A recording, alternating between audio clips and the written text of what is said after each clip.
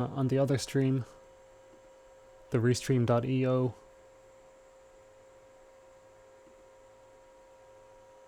This is where you have to be.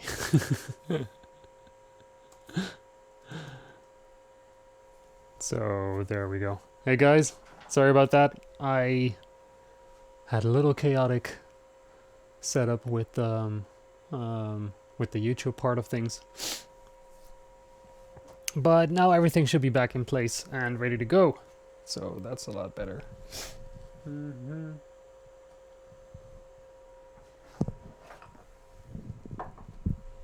I hope everyone is having a good Monday so far.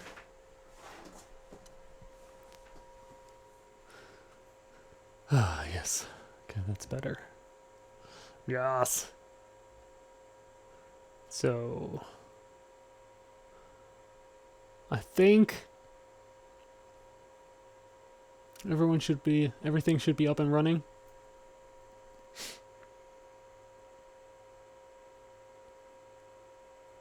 Yes, okay, this looks a lot better. So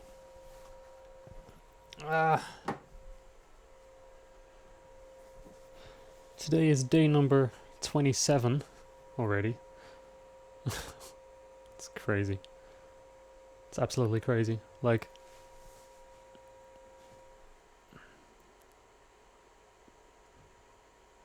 yeah, except for, I think I missed 2 days so far. And outside of that, I have literally streamed for 27 days straight. Okay, that's ridiculous. Anyway, so today I have an empty rack, as you all can see. And I figured maybe this could be an interesting day to get a little bit more technical about things. And I don't know, to patch everything a little bit slower and gradually build into something. So I think my aim is going to be to just make one track, and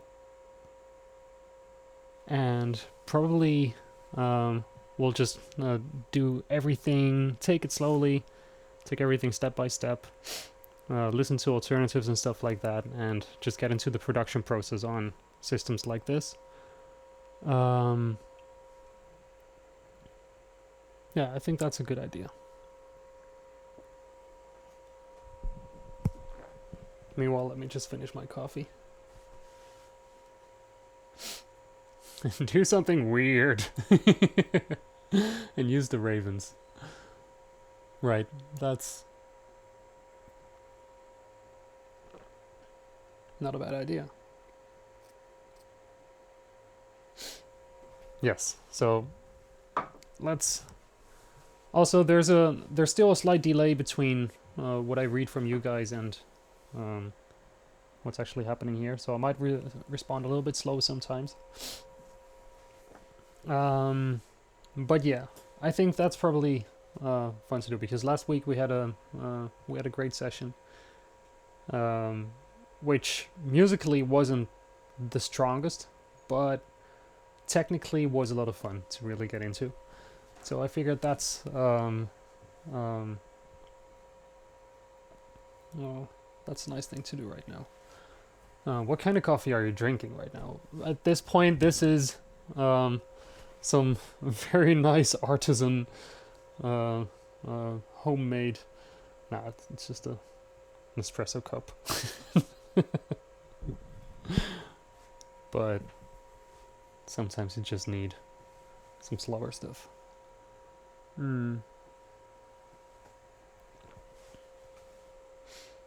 So, let's get into it.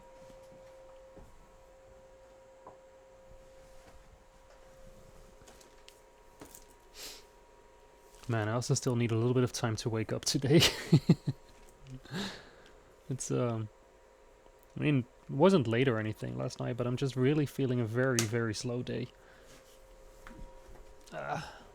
Also, I was listening to the playbacks of the last couple of sessions, and I noticed I have been very generous with the bus compression on everything. Like, very generous. So, I'll probably try and make some time to do a little bit of touch-ups um, um, on all the multi-tracks that I have. Just do like an extra mix runner of sorts. And then I'll start uploading everything to the Modular Mayhem podcast, which is not live yet. I have to upload at least one track before that one will start sharing things. But I figured, I was listening to stuff and I thought like, hey, I'm just gonna upload these 2 tracks and we'll just be happy with it. But the more I was listening to it, the more I noticed like, yeah, no, this is in a video context on YouTube or something, when you're looking at it on your phone or when you're just going into the stream, then sure, I guess. But when you're really gonna sit down and listen to things, then that's not gonna fly. So, but pretty soon I'll have all that up and running, and then I'll just start putting up all the 2 tracks of the best streams so far, I think, and they're all like half-an-hour sessions or something like that. So I guess the podcast format is gonna be best for that. And then of course, if there's like really cool stuff in there and people want to have them in a different format, we can always discuss doing like limited vinyl runs or something like that. Like at this point, I'm really not planning on doing anything the industrial way. But I'd much rather just grow it based on what we as a community decide is worth doing. So my first aim right now is going to be to do everything the podcast way, and then later on I'll definitely look into doing a couple of limited vinyl runs. But the thing with that is that I believe I need to do at minimum what is it? A minimum 200 or something like that? Or 250?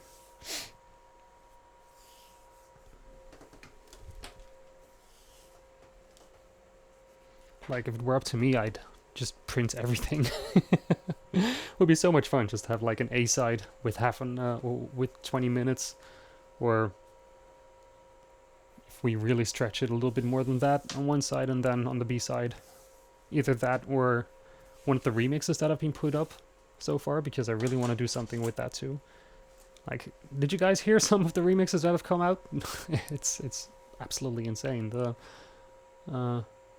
like Adam Hook has made 2 brilliant ones, but also I saw one by Dan, and a banging techno remix happened at one point, and was like, yeah, those things, they really, yeah, I'd love to just print them and make that the official release of something.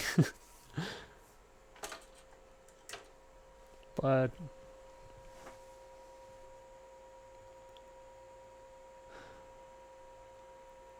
nice. I see some people already massing up to get some of those vinyls. Well, then we'll look into that. But first things first, I'm just gonna start launching some things on the podcast format, and that way everyone can get their 2 tracks again. Meanwhile, we are getting the what is it? We are getting the whole file storage situation under control again. Like, I don't know if you guys have noticed, but you all see Cedric on the Discord, right? The other guy who has the admin sticker. Well, the funny thing about Cedric is he's not officially a team member or anything. He just randomly one day said like, hey, do you need some help with the Discord? Because I think you can do better than this. And he just started, he just got to work, and he basically transformed the Discord into what it is right now. The first, when it was just me, I just had like 3-4 channels and no clue how to split any of it. But everything that's been going on ever since has mostly been a lot of Cedric's work. And up until like 2 weeks ago, I had no clue who he was. Just to show how crazy things have been these past couple of weeks. But one of the last things that he did actually now and what he's working on is an automated file request bot, basically, which will start distributing files based on bot commands and everything. It's, I don't know, it's insane. But as soon as that as soon as that's up and running, then we will start distributing things again to the archivists, and the archivists then in turn can start cutting it down and bring it over to everyone who wants to do remixes of things. And this is the Ford model of music, I guess. It's fantastic.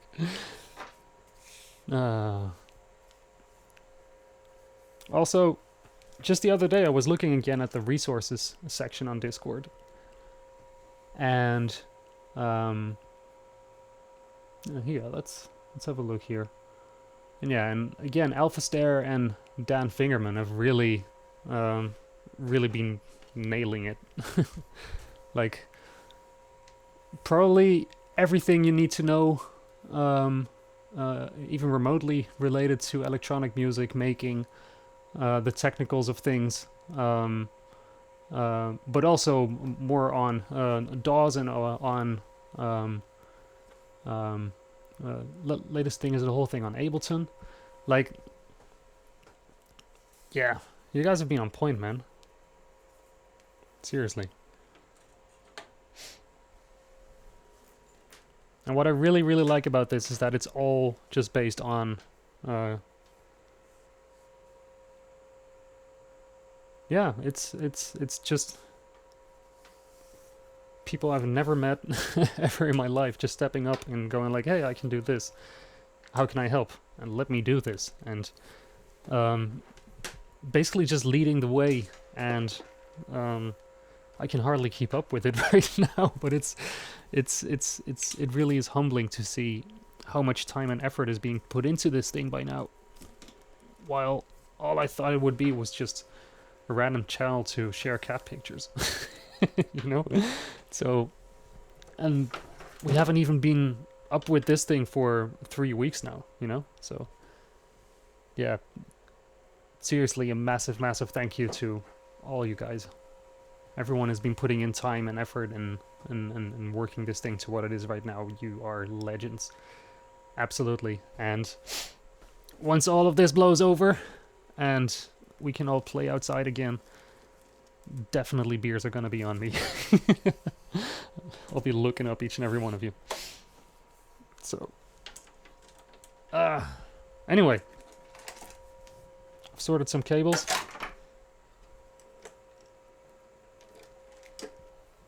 Because that's gonna make things a little bit easier. Let me get this coffee out of the way, and then I'm all good.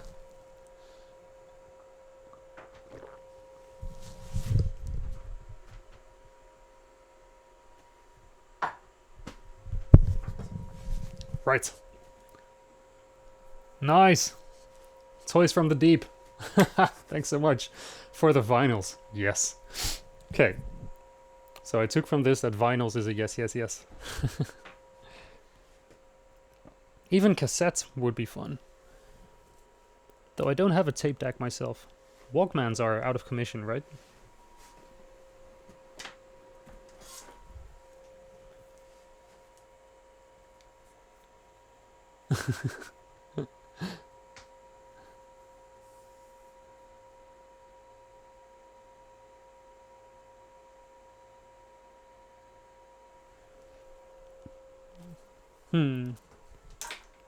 I see a question here. How is Mutable Instrument Frames?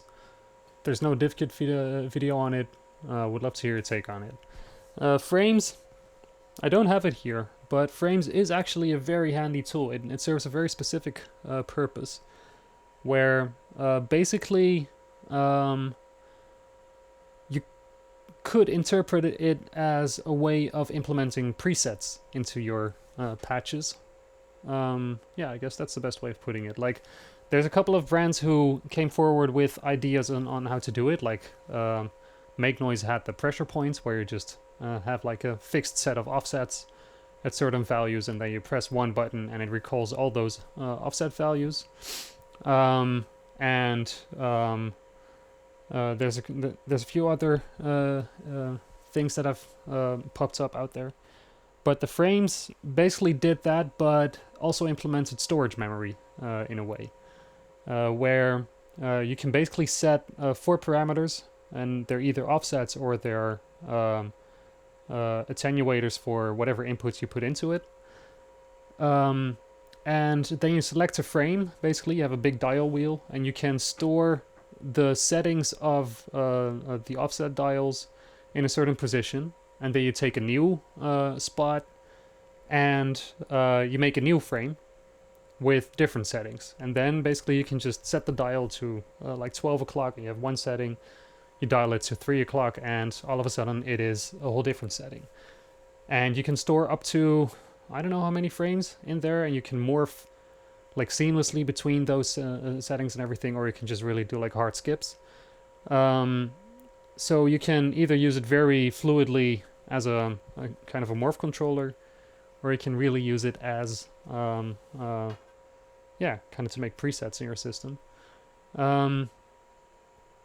And it works pretty awesome. It's a pretty cool thing. I hardly ever use it because it's a different vein of working than well, yeah, when I'm doing the live stuff and everything, then I don't really look for I don't really take the time to make fixed presets and stuff like that. It's just way more on the fly, like, hey, now I want this, now I want that. But when you're going for a really predetermined kind of patch idea, then the frames can really be a very very interesting point to work with. So yeah, it's frames is an interesting one, but really first think of what you would like to do with it before you get it into your system, because it's not one of the yeah, it's a pretty particular module that doesn't always work out for you.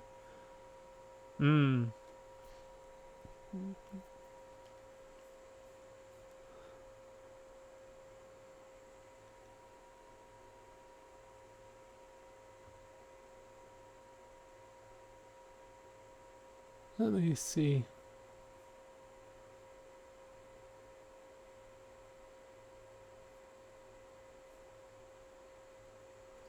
The clocks and envelope setup. Sure. Let's have a look. You know what? I'm gonna walk you guys through everything from the start again.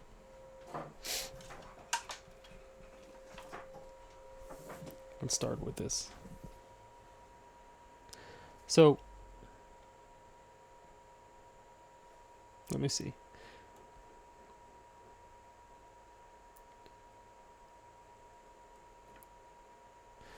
So there's one question that I got pretty often is about how I sync everything. And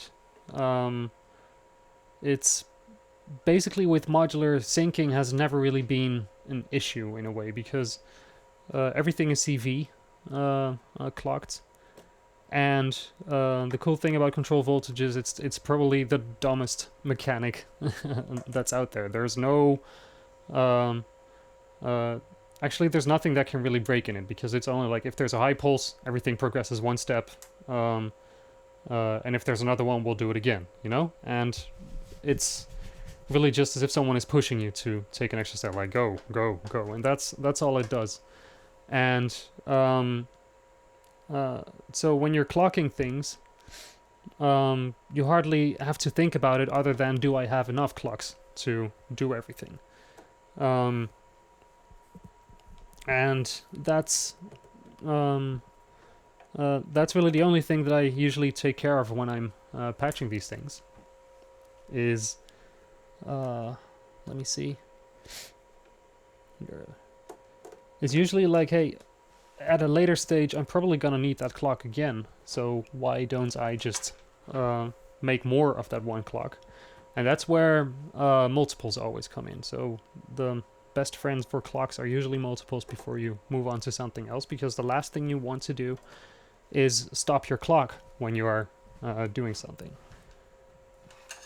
Because as soon as you stop your clock, everything has to shut down, and when everything shuts down, well, that's yeah, that's the biggest deal breaker of music, is when once it stops, it's over basically.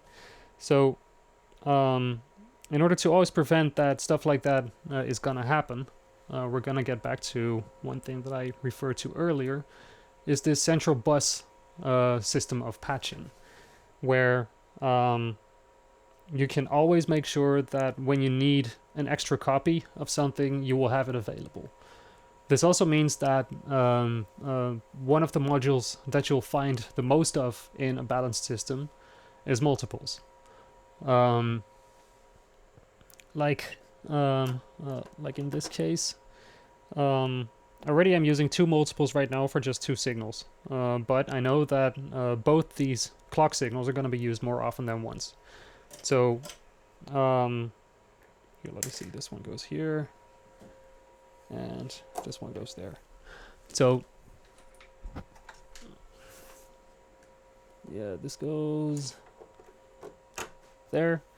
And now I know that at any point, if things are running and we have a groove going or whatsoever, and I decide like, hey, I want to plug in an extra sequencer or an extra whatever, that I don't have to unplug one of the crucial cables, because that's just cutting the power. It's kind of the same thing like when you have an extension block on a stage and you have your entire gear set up, ready to roll, and then the technician comes up and says like, hey, we're gonna have to cut your power because we don't have enough power to power up the other guys who are playing after you. This is this sometimes can be the most horrible thing that happens, because you know that everything stops and everything is powered off and you have to do everything over again. So yeah, most of the time they'll have stuff like that sorted where they don't have to unplug any of those things and you can just keep rolling.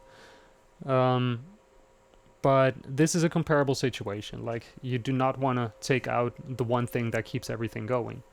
So that's why always when I take out a clock, it first goes into a multiple, because if it doesn't go into a multiple, then I know that later on I'm going to be screwed. Let's see. In this case, let me see. This one can go here.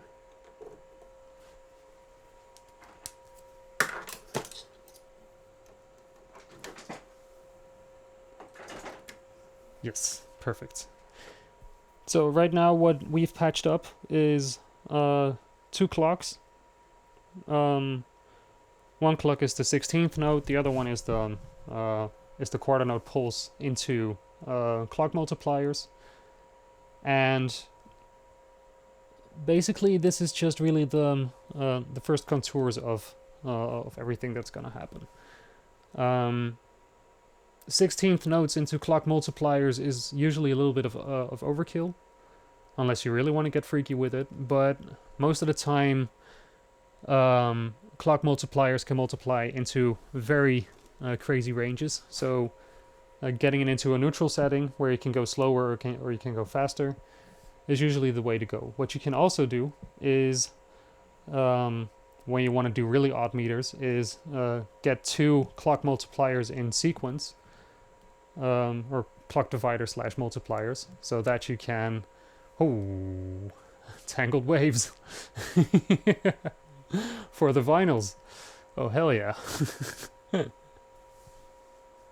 Thank you so much. That is a great contribution. Apparently the vinyl project is definitely happening. Yeah, let's just do that. Also, you have to correct the last dates of your streamings. There are 2 day 25 and no 24 or 26. I will fix that. Something went wrong there. It's corrected. There's no day 26. Day 26 happened yesterday on Facebook for the Paco Tyson Festival. And I do count everything in real time, even on the days that I'm not doing something. But yeah, anyway. The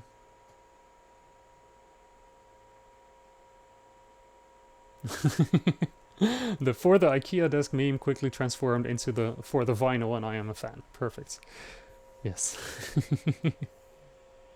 Yeah, by the way, for those of you who missed it, this desk right now is my beautiful IKEA that you guys got me, for which I'm very grateful, because now I no longer fear that everything is gonna crash and burn. So, but yeah, anyway, we have the clock situation sorted now, and now I know that whenever I need something, I can just plug it in. What you see is on my multiples, both have one hole open. And probably what I'm gonna do before I, whenever I have only one output remaining on a multiple, I try to patch it over to a new one, even though sometimes that is not really a good idea. So if that happens, then you use buffered molds, so that you know that there's no voltage loss going in or out. Now let's have a look. We are going to start with something melodic. Now, I'm gonna see what happens this time, because last time some of you may remember, there was something weird going on with my bass line. And I want to see what's up with that. So, the way this patch works is I take the CV signal from one of my sequencers out. This is probably going to be the ER101, and it goes into my glide module. From the glide, it goes into a Beast chalkboard. The Beast chalkboard is basically just an octave button, and even though my VCOs all have octavers on them, sometimes I want to octave all my VCOs at the same time. So then a Beast chalkboard really just can't hurt. Let's see. This one goes in here. Second VCO goes in here.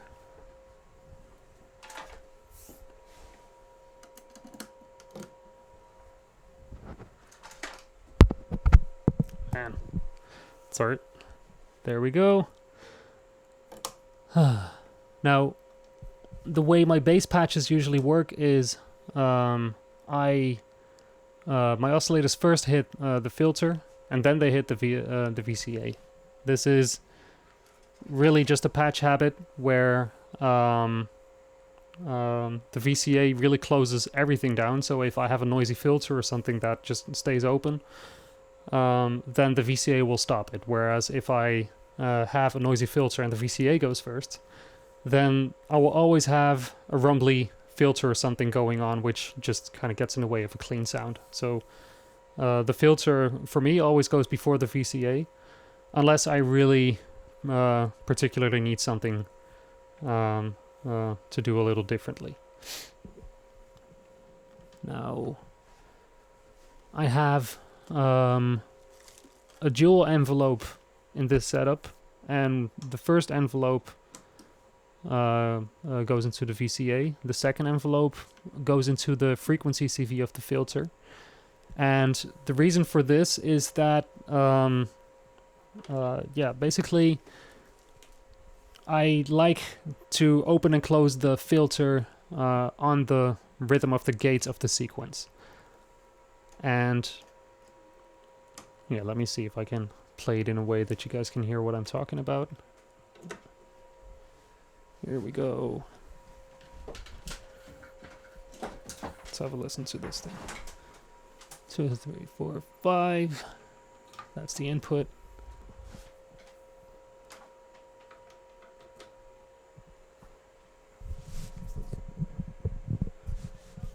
There we go.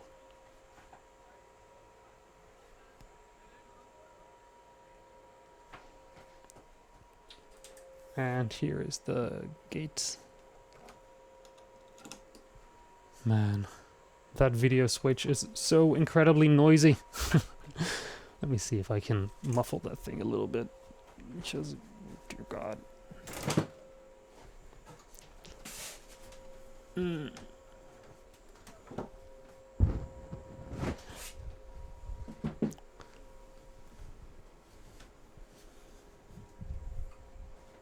That's a little bit better. So now that we have this running, I can fire up the bass machine.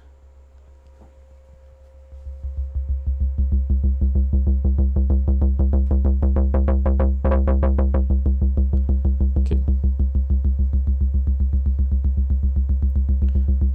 Here, I'm gonna make a little bit of a slower. There we go.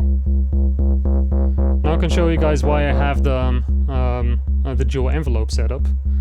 Is I can open and close a filter, of course, just with the main filter knob.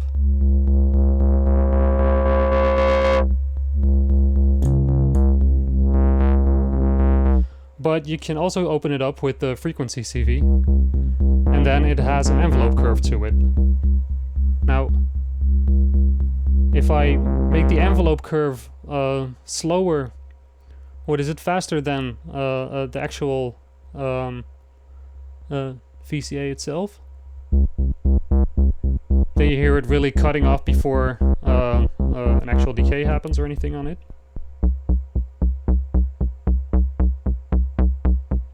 If I open this one up a little bit faster, then of course it stretches over it until the VCA decides to cut out. But now you can also do things like make your attack a little bit slower.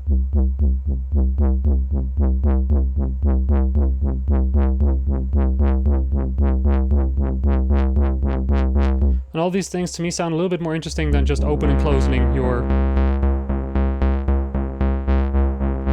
main VCA. So that's basically how I started using that.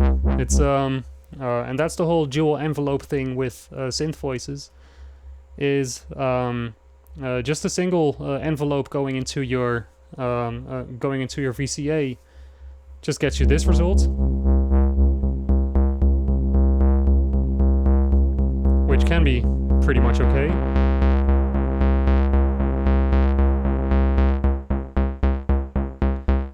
And when you use the envelope that opens and closes your filter, then you just get a little bit more movement going on in your sound, which is,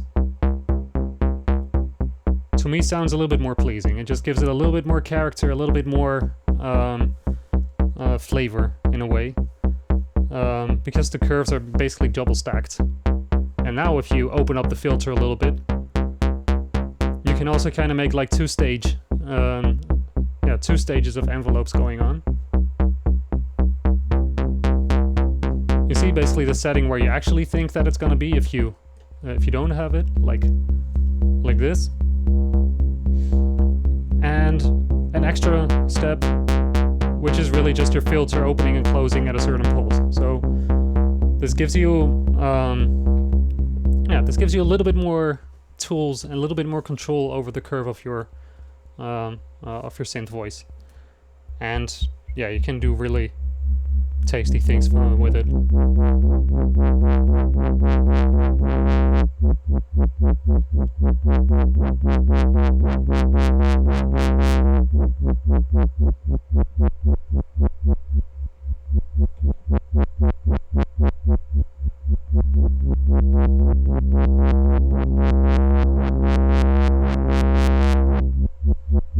Yeah, so yeah, basically that's the idea there.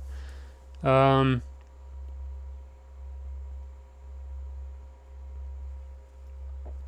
see a question here.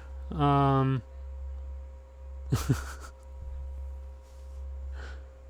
didn't see it here, but do you ever use and work with an oscilloscope to better understand the signal flow and wave shapes? I hardly do. main reason is I don't have an oscilloscope, so I've never done that.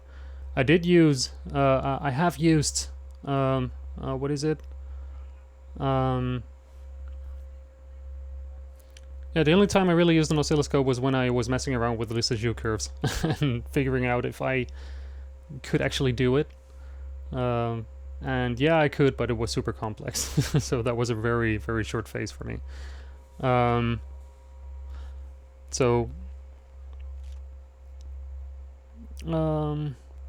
No, so I hardly use those. Most of the time, I do kind of get an idea of why certain things are happening. Like, for example, if you have two square waves beating against each other, how one can cancel out the other, and stuff like that, which can get some interesting results that way. But no, I never really used the visual aid for that. But yeah, I guess this one where you have the dual envelope setup is an interesting one to start playing with. Oh yeah, here's the other thing is getting a little bit of white noise in here, like cool appliances for noise in combination with in combination with bass especially, is it starts moving a lot more air along the way, like.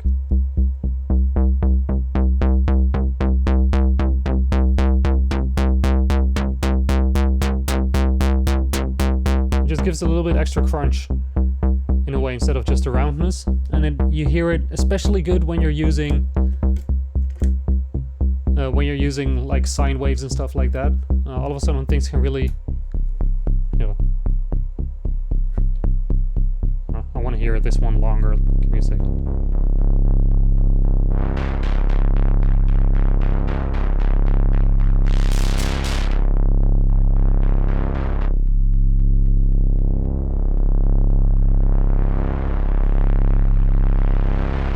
It just gives it this extra little crunch, you know? So this is an interesting usage of white noise, or noise in your sound design of basses especially. Is just going for a very round sine and giving it a slight extra crunch. All of a sudden, yeah, you can just really make stuff move so much more air, and when you hear this on a massive system, it really goes crazy. So usually with my bass sounds, I have some noise at the ready, just to give something the extra crunch that I need. And you hear this also on my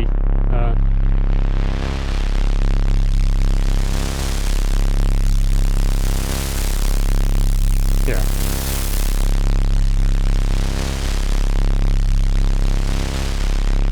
This to me is just really a very nice, pleasing sound to work with. Okay, that's pretty much good. Okay, so let me take that down. Do you have dedicated VCA filters envelopes per voice, or do you send them to more than one voice? Let me see. It really depends. With physical synths like this, there is one element that you don't have in when working with digital stuff, or just software basically, is physical constraints. So what I have done now in organizing my entire system is I have grouped modules together in ways that I know I'm going to use often. This is because cable clutter basically. If I have too much cable clutter going on, I cannot reach the knobs that are behind it. So instead, what I have started doing is group modules together in such a way that I can always use very short distances between one module and the next, and use like the shortest cables, and that way only use longer cables when I really need to.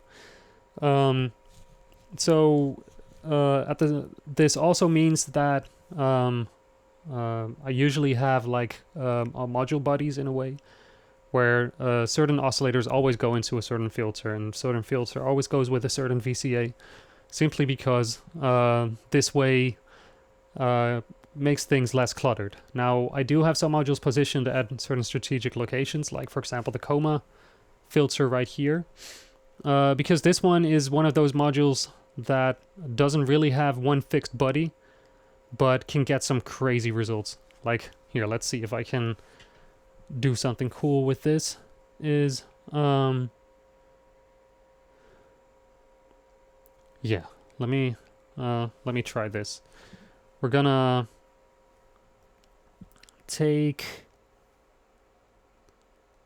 I'm gonna take a sine wave.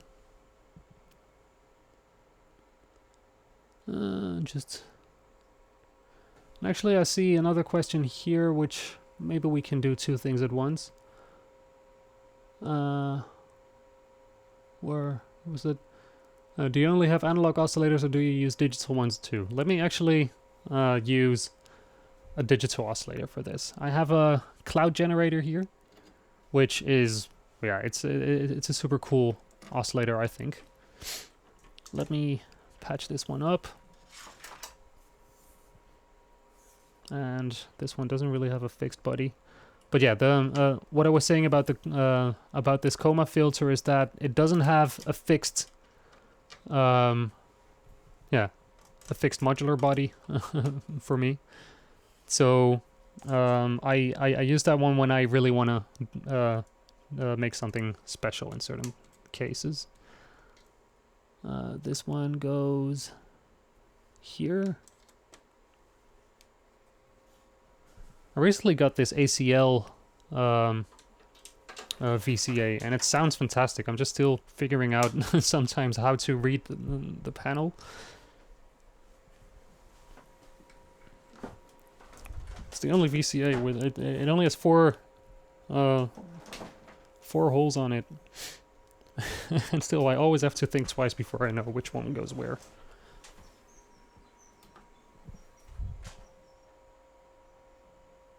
Let me see. I think this is how this one went.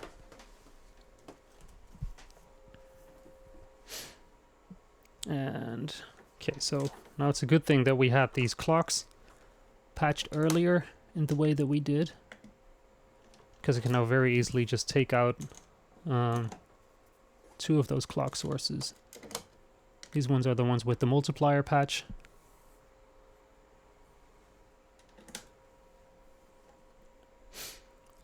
Okay, this one goes in here to the 1 volt per octave, and this one goes into the gate. Where's this?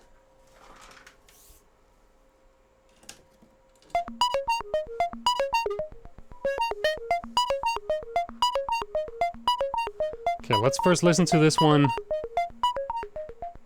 to give you an idea of what this...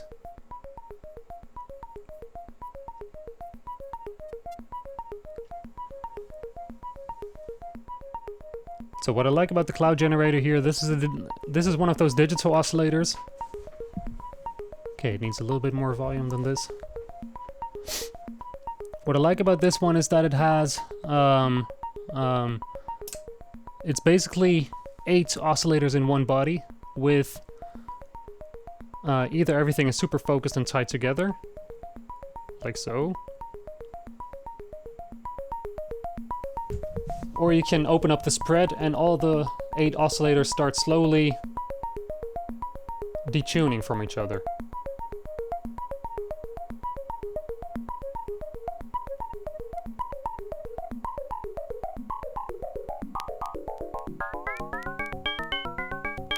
Like you hear here. Oh, there's a lot of clicks happening right now.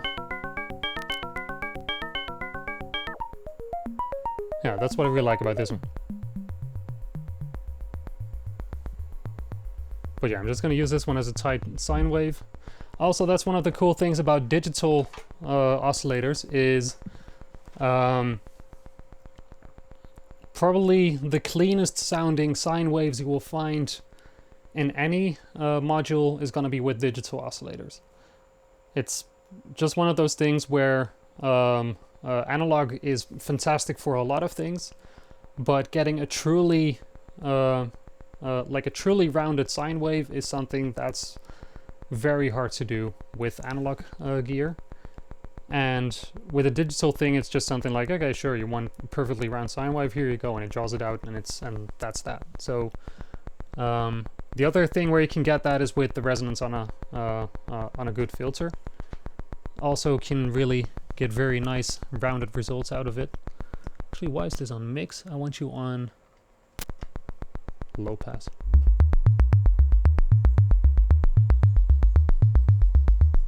And now the thing that I wanted to show with this coma filter, it's a vectoral filter. And here we're gonna do, again, the little trick with controlling the cutoff on this filter with its own sequence in this case, which can sometimes get very interesting results. And I want this to be slower. There we go.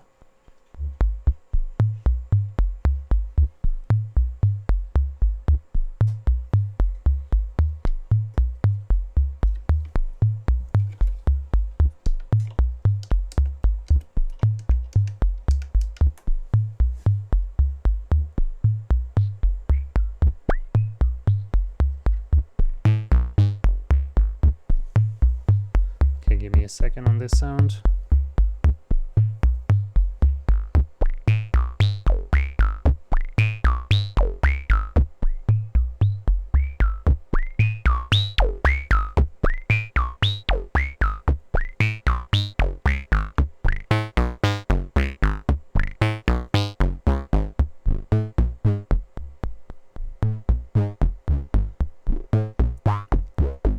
This coma filter has some very nice resonant points and overdrive capabilities in it, which can really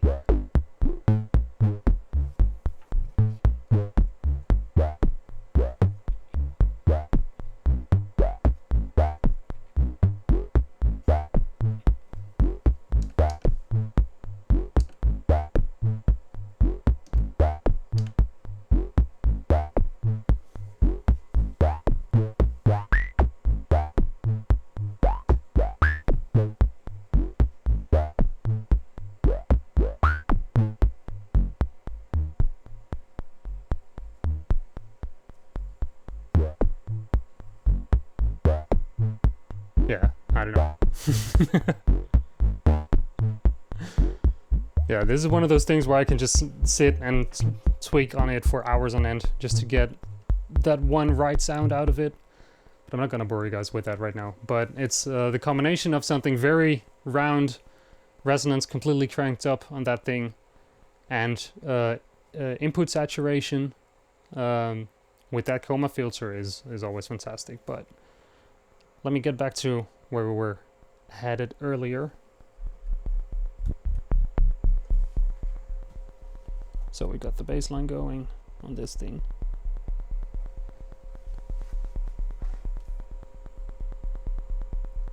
But yeah, there's a couple of things you can really do with, on one hand, for example, the frequency CV input on filters is fantastic either for using an envelope into it when you really want to time your movements on it, like in this case. And you want it to always behave in a predictable manner for you.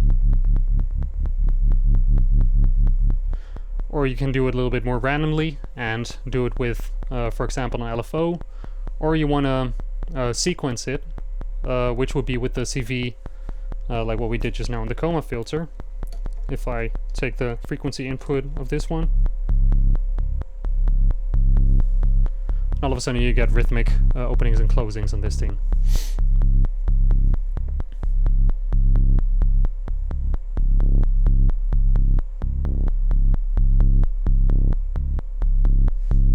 So yeah, these are just a couple of things you can do. You can also mix them all together, like if you use a mixer. Like for example, what we're gonna do now.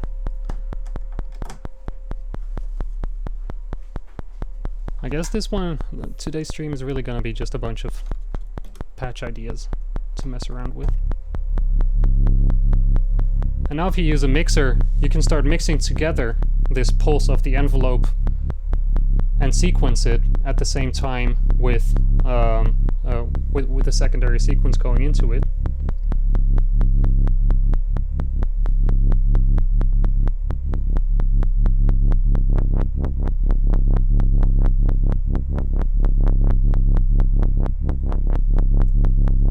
So there you go.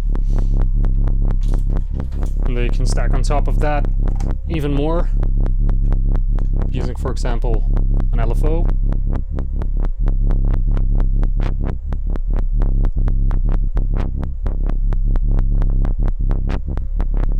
You can basically make your own complex waveforms and your own complex CVs by doing stuff like this. And then you can always, if you have a mixer in between that, you can decide on the fly if you want to mix things together or if you want to keep them as is. So yeah, there you go. Can you draw a diagram of that? Let me see. I saw a couple of questions popping up here.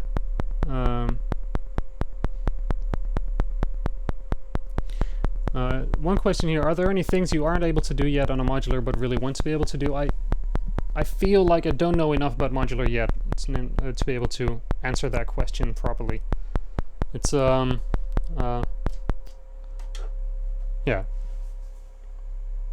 There's still a lot for me to learn before I can start saying things about what is missing, because 9 times out of 10 when I say something's missing, I get a response like, hey, but you can already do that if you just do this, this, and this. So it's really the cool thing about modular in that sense is if you're creative about it, you will always find some sort of solution for a problem that you have. And if you really can't do it yet, or it becomes too complex, you can usually find someone able and willing to help you out into building and designing it. So yeah. Let me see. Analog farts.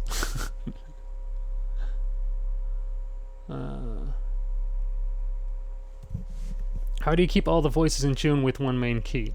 Let's talk about that, because that's actually a good point from where we are right now. At this point we have one voice set up, and basically the thing about working with these modular instruments is an oscillator has of course a full sweep, like true pitch and stuff like that, or the semitones and the chromatic ladder and everything is a nice construct that we designed. However, pitch is a natural thing, which we don't really, which is not our invention. It's the scales and keys and everything and stuff like that is a human invention, but the in nature you have something else which is really just resonance and pitch. So when you're talking about getting all your oscillators into one key and tune them together, then really what you need to do is find one anchor point where you can set everything to one certain key, and then find ways to control your oscillators so that they behave to your standards. Like here, let me patch in a secondary voice here. What I'm gonna patch in right now, because this is probably the easiest to do very quickly, is gonna be my my one for what is it, the Macbeth thing. Let me see. Non-technical question: any future collabs planned? At this point, I don't really have anything planned, but that's mainly because, yeah, everything that's gone down these last couple of weeks has everyone really scrambling for, okay, what are we gonna do now? So at this point there's not really anything planned yet. Okay, so we have all this.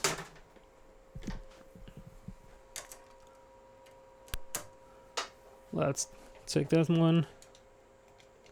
Okay, now we were talking about about pitch. And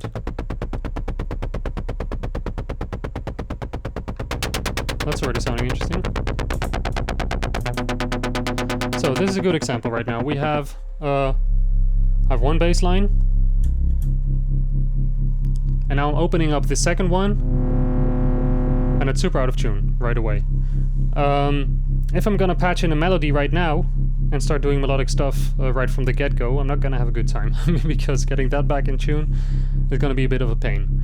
Now, I can either take a tuner and tune everything to the same thing, or I just say like, okay, you know what, from this moment on, this is gonna be my C, you know? So that's what we're gonna decide at this point. This is a C. It probably is though, but if it weren't, I would still say like, okay, so this is gonna be my root, and I'm gonna anchor everything to this point. Now I open up the second one, and immediately you know, like, okay, so that's not gonna work. So let's find a way how to bring all this back in control.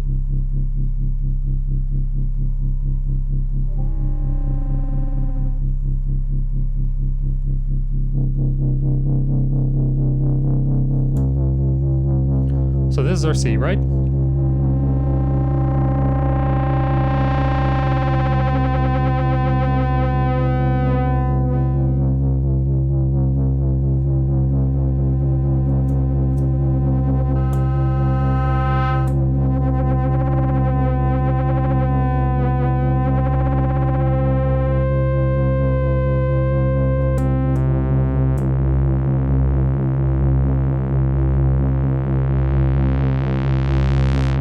Now I know that from this moment on, if I were to make a melody on this, still have to tune the other one because that one is still way out of it.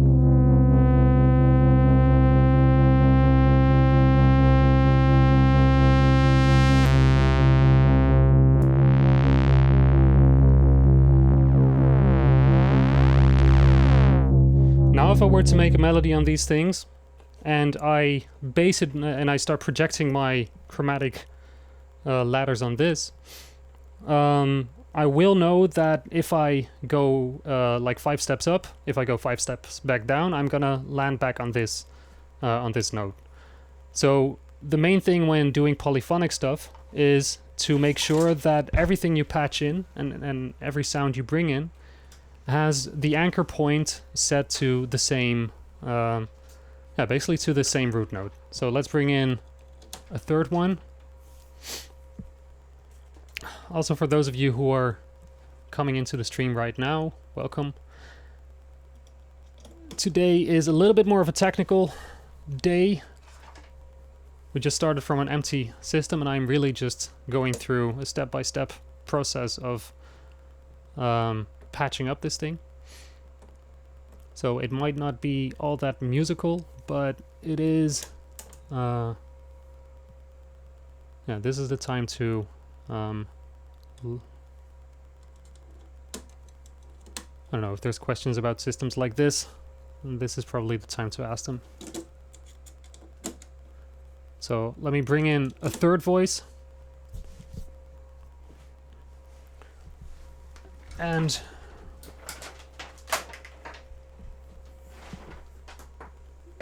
we'll play with this one.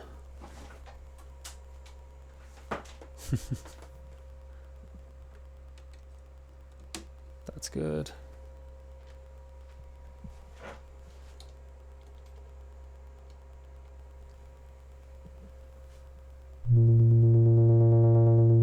Like here we have to do the same thing.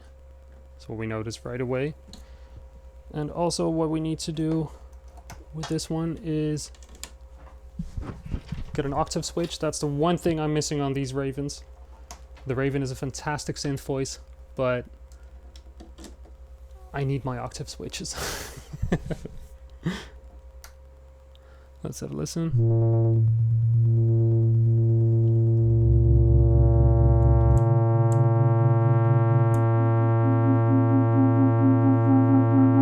So here we notice right now that this Raven is not pitched to the same root.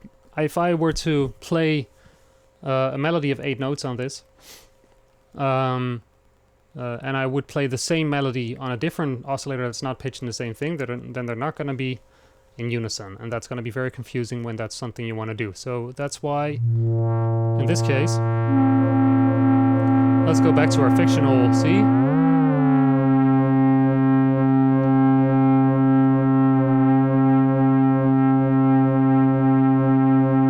That's better.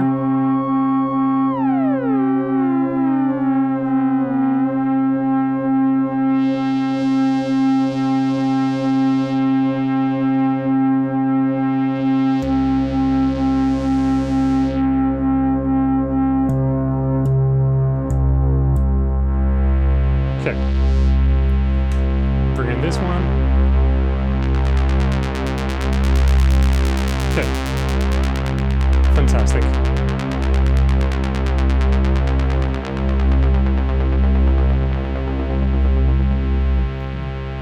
Nice. Okay, now we have more or less 3 voices somewhat in tune. If you want to get dead on, then from this moment on, what you do is fire up your guitar tuner or whatever, and you bring it back to whatever note you've just landed on, and make sure that it's tuned to the same frequency pitch.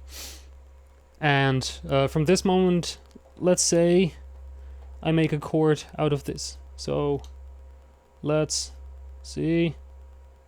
Gonna make just a C major chord. Well, C anchored on whatever note we just picked.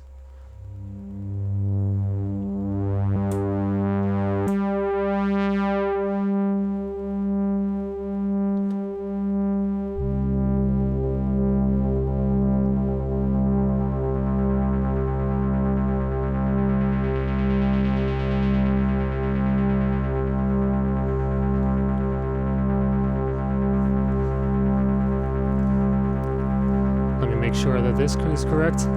I see someone making the remark that most sequences are already quantized. Yes, they are. Most sequences are indeed quantized, but if you did not set your oscillators to the same pitch, then no matter what kind of quantization you have, they're still going to be out of tune. So that's basically what all this comes down to, is from the moment that you have everything locked up and synced up in the same pitch, from that moment on, your quantization is going to make sense. Up until that point, you can quantize whatever you want. It's not going to do anything for you. So, yeah, and this is probably something that's... this is not really an issue when you're working with software stuff. But with the analog instruments like this is you have to manually set your root pitch before you do before you apply any sequencing and stuff like that. Otherwise, it's never gonna land. Right. It was to answer something else. Fair enough. Sorry about that. But still, actually, that's one of the that is basically it summarizes what this was about. Is that once you have your root pitch set, from that moment on you can start applying your quantizers and your pitches and your chords and everything.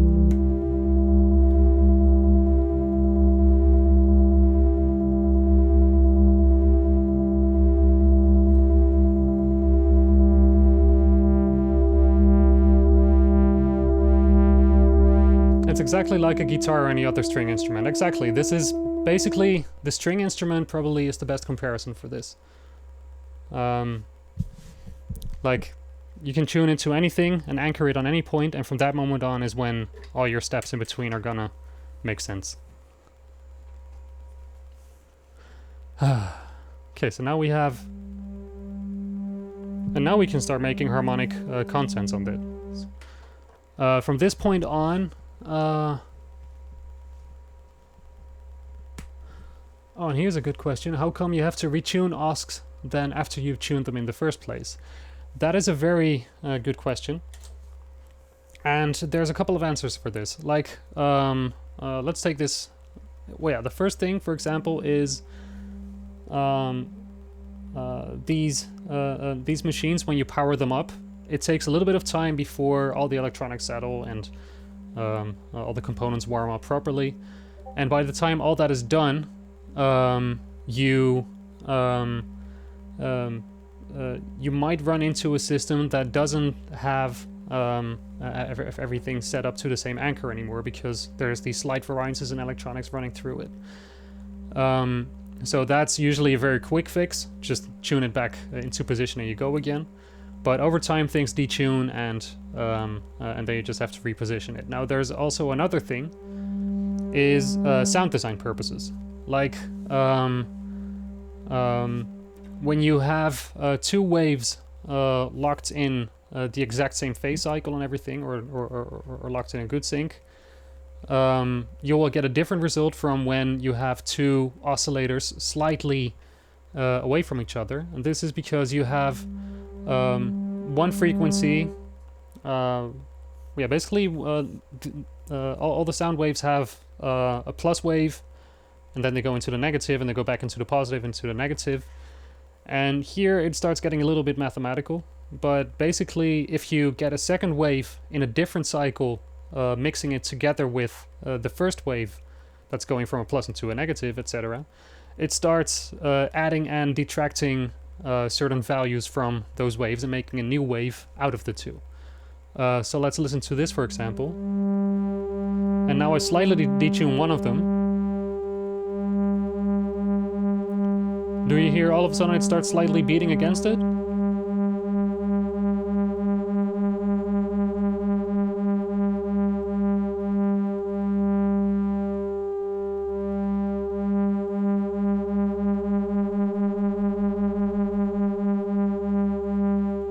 Well, these are effects that you can apply very surgically if you really want to make sounds with it and really go sound designy, or you can really go very extreme with it.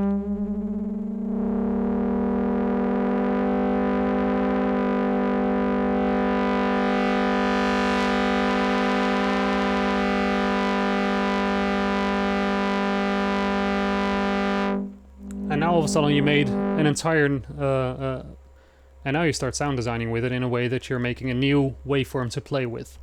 And that's why sometimes you completely detune your oscs to get certain things done. And that's why retuning every so often is definitely an interesting thing to do. And now it's back in position. So yeah, that's why you have to retune every now and then, because the whole idea of having a fixed value for your oscillators is, yeah, it's handy when all you want to do is make perfect tonal music, but it's also a restriction if you want to do sound design. Like, these same oscillators and everything, you could completely let go of anything tonal and chromatic and whatsoever and just leave, well, basically the whole Western concept of how tuned music should sound, and start patching from there, and then all of a sudden it doesn't matter anymore. Then a whole different set of rules starts applying. So that's why, well, yeah, tuning is optional in that sense. And by making these dials so that you can slightly detune and pitch and do some things like that, you basically have more options to work with. So yeah.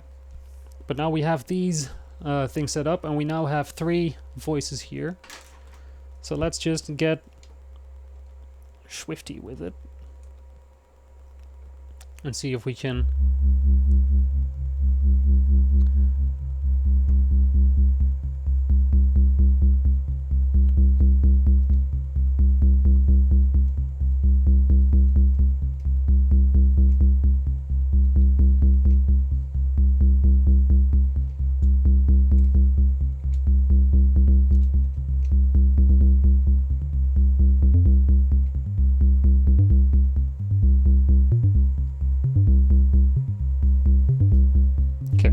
one bass line.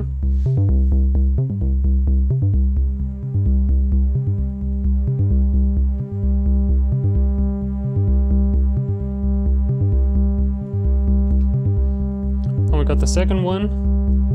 And instead of manually tuning these second 2 oscillators into this chord, we want to control this with the 1 volt per octave. Even though it's just going to be a static note throughout, you want to be able to slightly just shift it and being able to go back while still being anchored and related to the bass note that you have.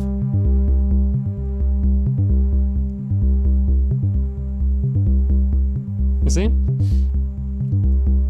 And if I now want to have it back on a C, I know that this C means the same thing on this voice as that it means on the other synth voice or on the bass line. It's always going to be a C. So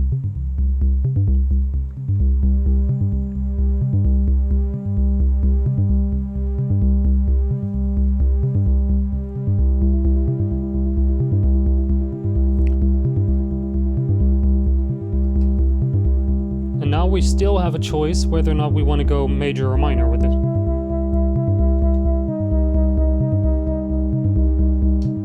But I must say that I'm enjoying the major more right now.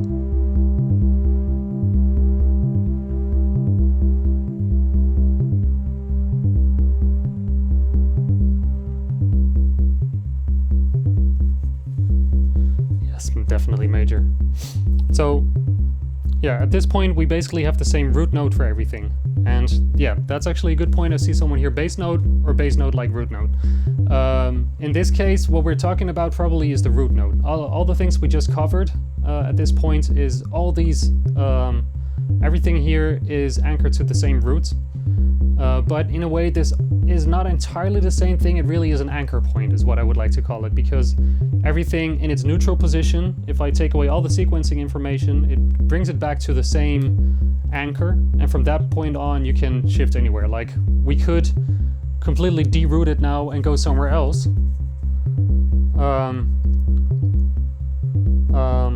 Like at this point, at everything we've tuned so far, we can still pick a new route and do whatever we want, really. But at this point, the root note of what we have going at this point is a C, and it's going to be the root note for either a C major or C minor, and whatever we want to do at this point.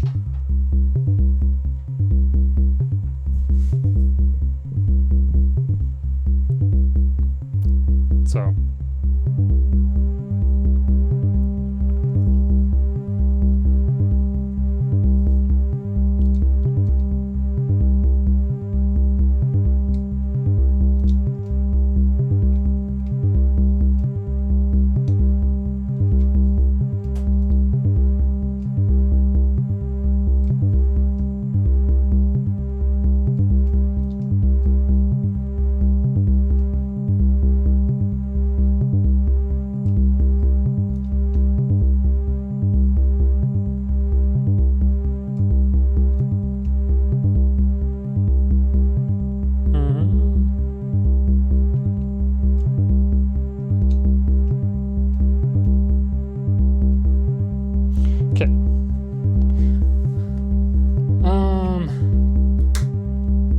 Made a little extra melody on top of this, which is still just anchored to a C major.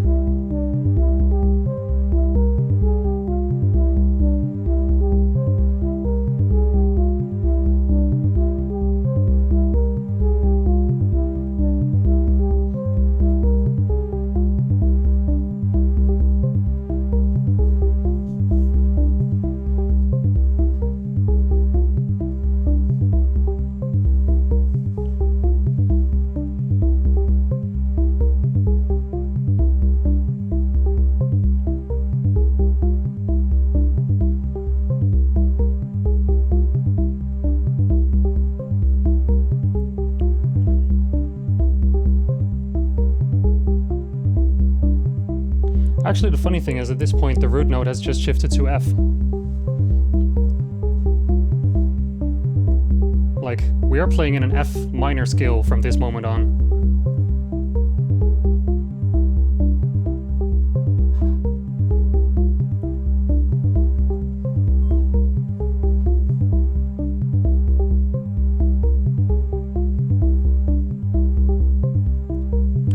Anyway, so what we have here, and I'm not gonna get lost in this melody right now, because I want to move on to doing the other things. Really, we just have 3 melodies going, all of which have 2 oscillators. They have 1 filter. They have 2 envelopes per voice. So one is controlling the filter, the other one is controlling the VCA. And they are all rooted to the same thing. Now, I see a question here. Why did we switch scales? All of this has to do with the fact that I used the G sharp in the lead melody at this point.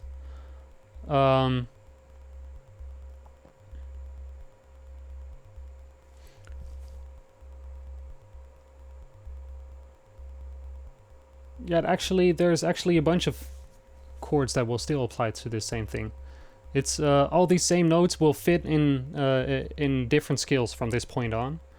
If I pick this same root, like I can stay in this one the entire run from here on out.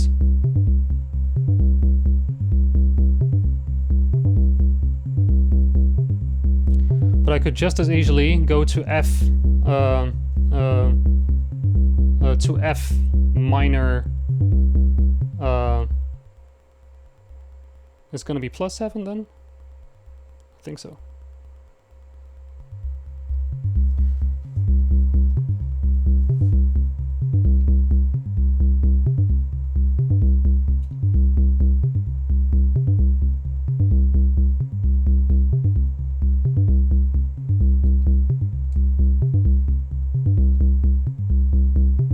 I'm not going to shift there right now.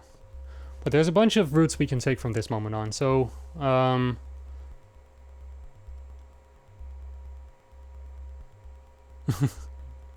yeah, it's not a fully major tune at this point on. That is basically to do with the fact that we have decided to use the... If it were only the B flat in it, then it would basically be just a C major 7.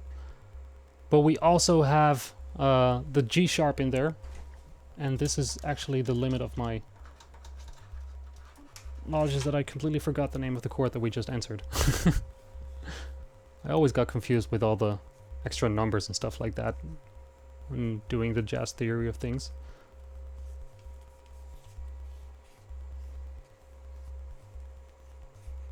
But yeah, anyway, let's get back into the patching thing of things. For bass lines, before getting into keys and notes and everything and stuff like that, I now have this this bass patch. But sometimes a low pass is not everything. Sometimes I'd like to let me see. You want to be able to control whether or not you're gonna leave in your bass line or just take like the upper edge of it. Like if I have this one running, I want to be able to cut a little bit of the sub away from that bass line, even though the bass line is still running at this point.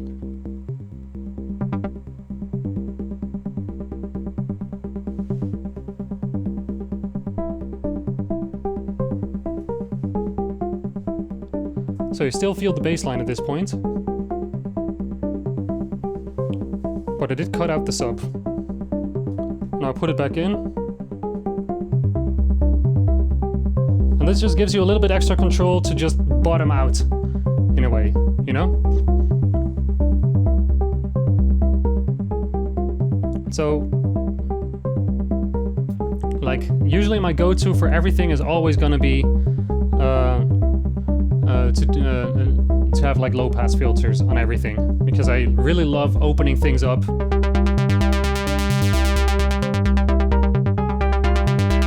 And it gives you full control of things, you know?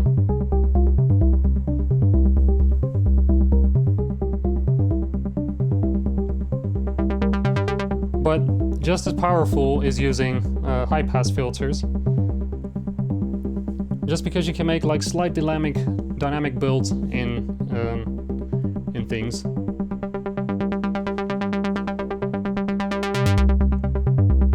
You see? Just all of a sudden everything bottoms out and you get a lot of extra punch going, and that's how you can build into things.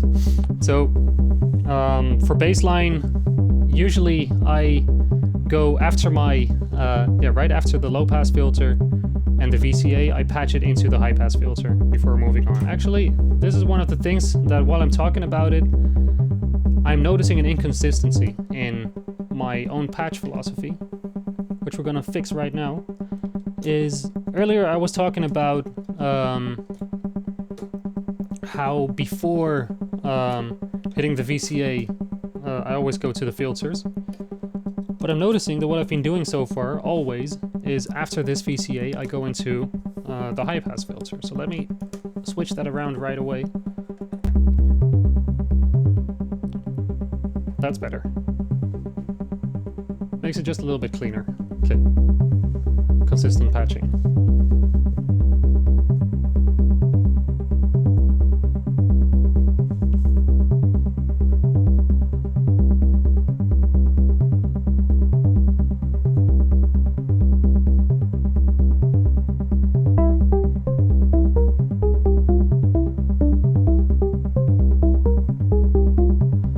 That's it.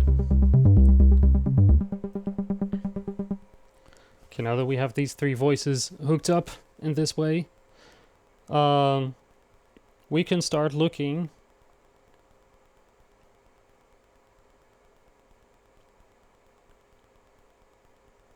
Well, first what I want to do is bring in some effects into this.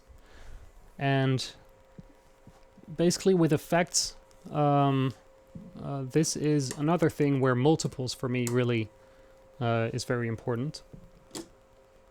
Because I like to apply effects on just about everything. Like, by now, it's no secret that reverb is probably the one of my favorite things to use and abuse, next to delay. But sometimes I still want to keep my dry signal in all of it. And now, of course, you have a dry wet knob on your effects itself. Like, you can just plug in your synth voice into your reverb and say, like, all right, you know what, I'm just going to set the dry wet dial to a certain point. But then when you're recording things multi-track and you go like, I did overshoot just slightly how much reverb I put on that sound, and all of a sudden you cannot recall it anymore. So instead, what I've decided to do is the same way that I handle my clocks going into multiples. I place a multiple after just about each and every voice or group of sounds that I make, because that way I can always take an extra output out of one of my voices and patch it into something else. Like, for example, my reverb and delays, which, as we just established, are godly things to play with. So I am gonna take this input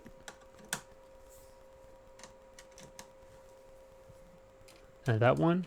Now, even at this point, I am not entirely going straight from my from these multiples directly into the reverb or delays and stuff like that. Instead, I have something in between there, because, well, yeah, when I have something like 12 sound sources, which all need effects, I could buy 12 herb verbs, which probably would make noise very happy, and some herb. But that is not really the way to go for a couple of reasons. One is when I have 12 reverbs, like different reverbs all stacked together, they are gonna make a total mess of the mix, because all these reverbs are having different start points, different end points, and they're not reacting the same way, and their waves are gonna get all it's just gonna be a mess. So so for that reason, just a single reverb is probably gonna give you a cleaner mix most of the time, and just push everything in there. It's yeah, same way it doesn't make sense to. Yeah, no, basically that's the biggest reason for that. And on top of that, it's going to save you a lot of money if you find a way to get all your sound sources into one reverb module.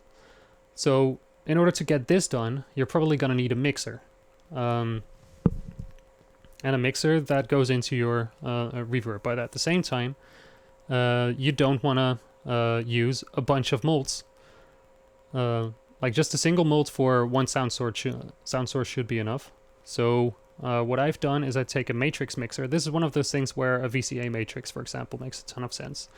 The 4MS one has 4 inputs, it has 4 outputs, and it has 16 little dials on it for mixing how much of the input you want to send to the output.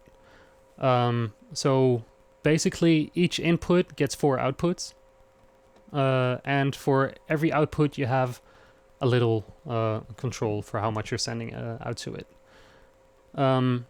This one so far for me has been the best tool to do this with. My only gripe with it is that it's not bigger.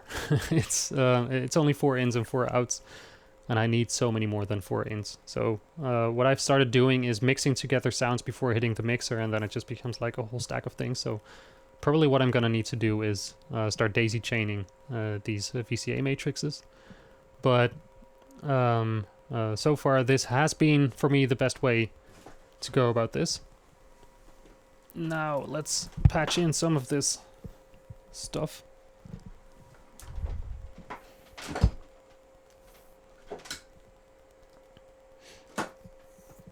How is this more technical day for you guys so far? Let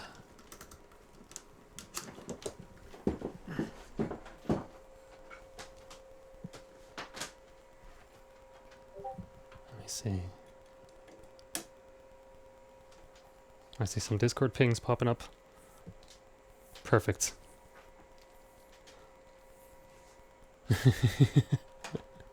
Okay, nice.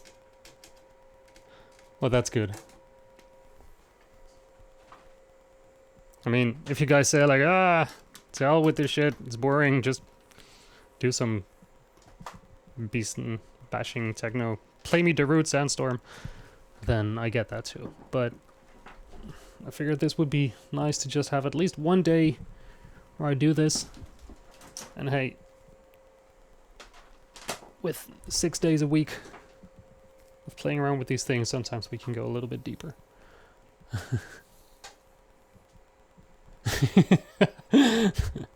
3 times I checked Discord wondering where those pings are coming from. Yeah, they're coming from me.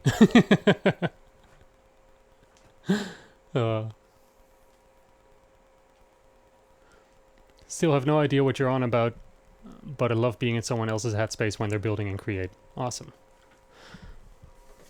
Alright, well then. Meanwhile, I'm just patching up the reverb and delays. Bruno Shire, thank you so much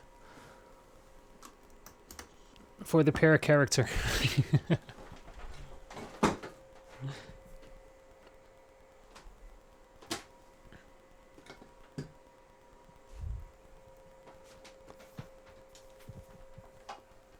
This is definitely helping me with some of the fixed expenses that I'm making right now.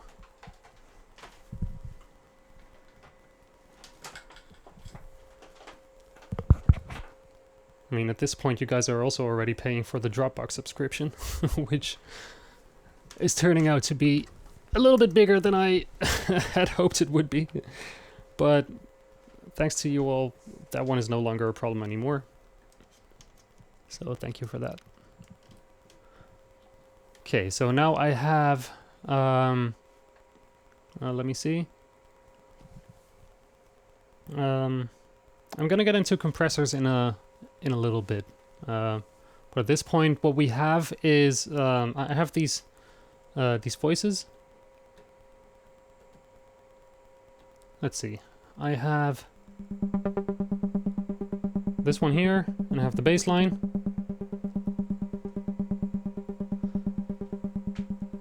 Data leak. It's not fully solved yet, the issue, but we are quite close. Quite close. I'm probably later tonight we're gonna have another brainstorm session on a couple of things. Still need to figure out a way how to really get all the archivists on the same page with tracking who works on what and stuff like that. But other than that, this is, we're very close. Alpha Stare!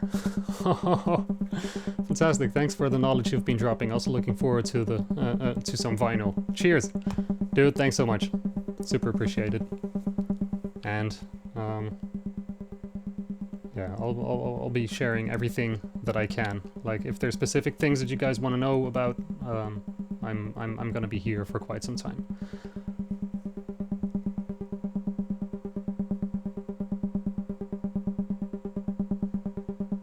Wait, what? Did you just double up on that?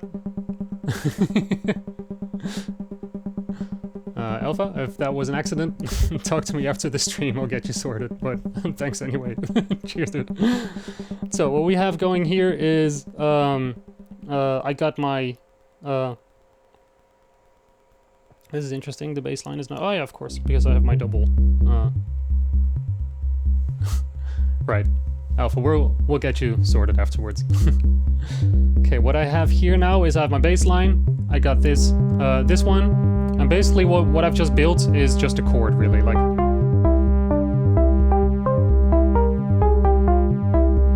So, any chord that you make, what did I just pull out?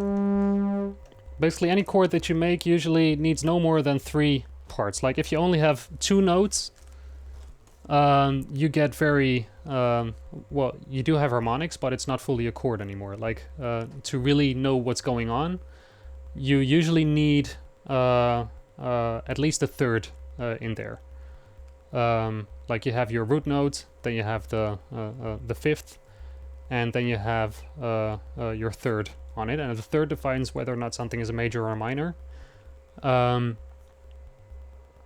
So when building patches like this, you can leave a lot of suspense whether or not you are in minor or in major for as long as you want, by always avoiding using the third in your patch or in your composition, and only playing with like like basically each and every note in your setup without ever touching the third. You will basically have this tension going on, like, okay, so are we in a major chord, are we in a minor, or where are we going, you know?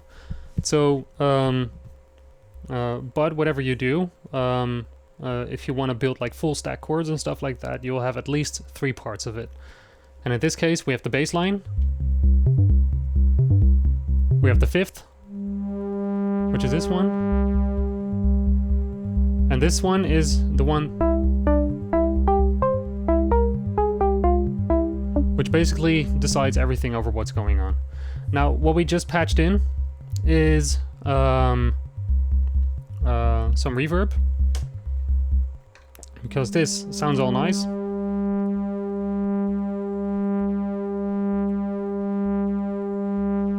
But it's gonna sound nicer if we can add in a little bit of this sweetness. Let me see. And basically just smear things out a little bit.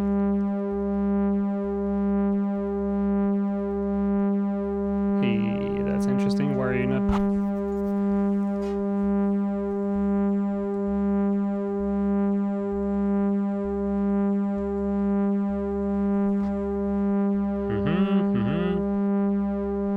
You should totally be playing things now.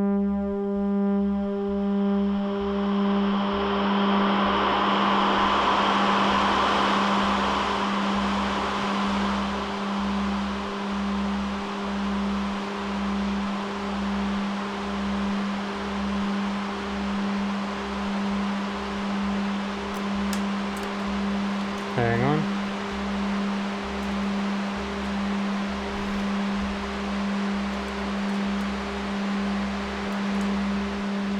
There we go. Oh, that was interesting. Right.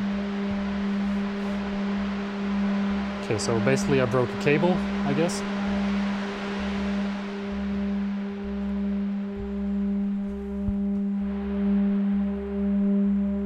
Okay, now we have something a little bit more flushes to work with.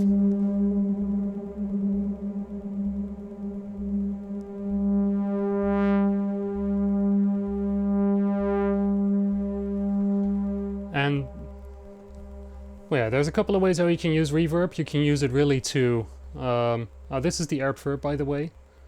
So there's a couple of ways to go with reverb. One is to really just give it slightly something you need to smear things out and to kind of glue things together, because what you're hearing is that everything really has this gluing quality over it all of a sudden. I could do this on the bass line too.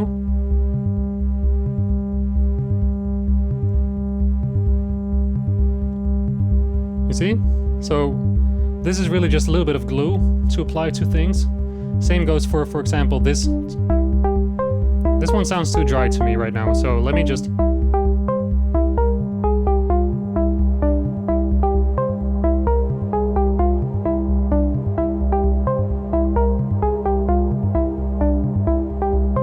little bit of this.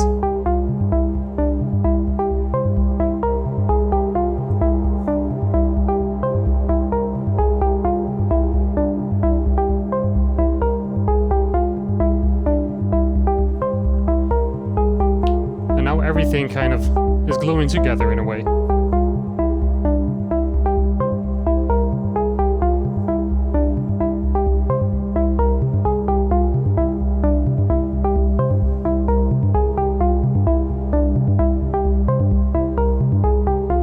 You see? The same thing you can do with delays, really. Like, let's bring in a little bit of this.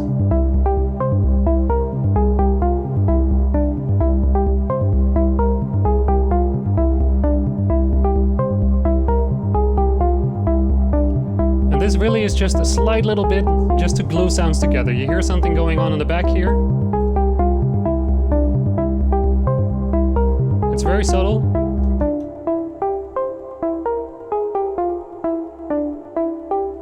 But it just gives it a little bit more stereo width and things to work with there.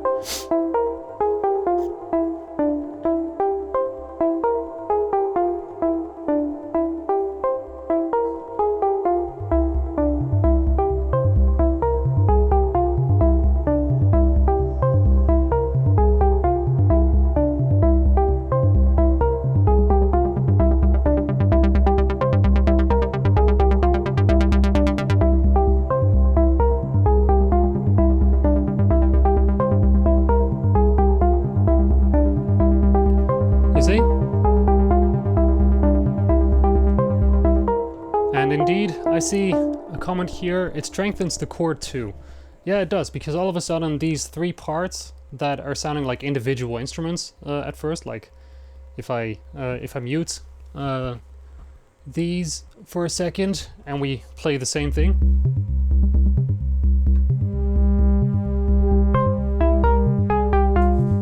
It sounds a bit off to me. It just sounds like very flat and like they don't really have any reference to each other. But as soon as you bring in this,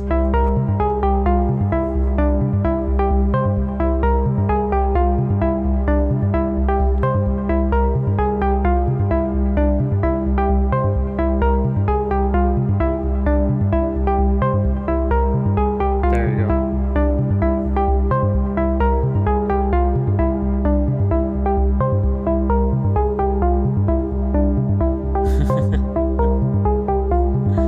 You see?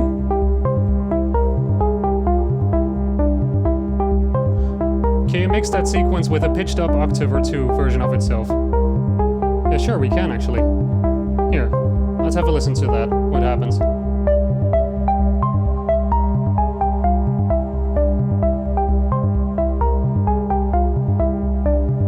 And here, we can find a little bit of stuff in between.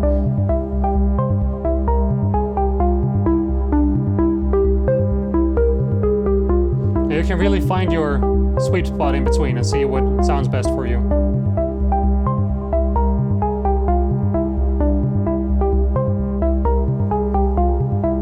So there you go.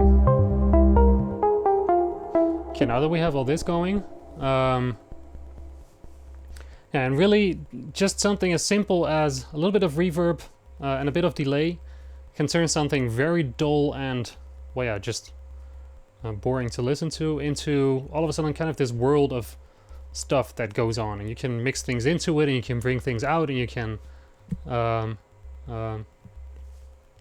there's so many things you can do with that. So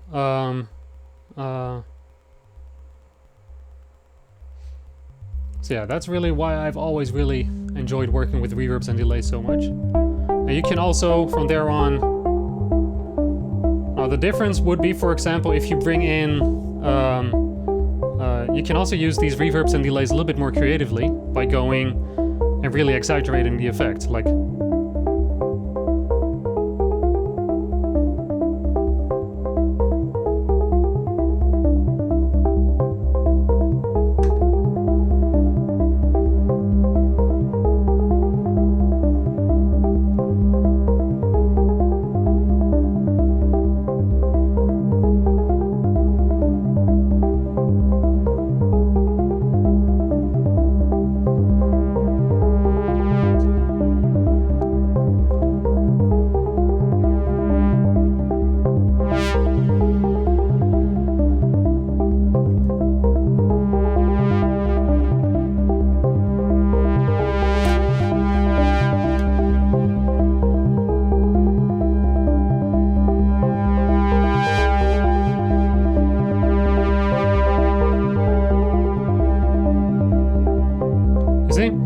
so there we go. I'm gonna take everything out again. And we're back into the drying realm of boring stuff. So, let me see. I saw a few questions up until this point. One of which was, I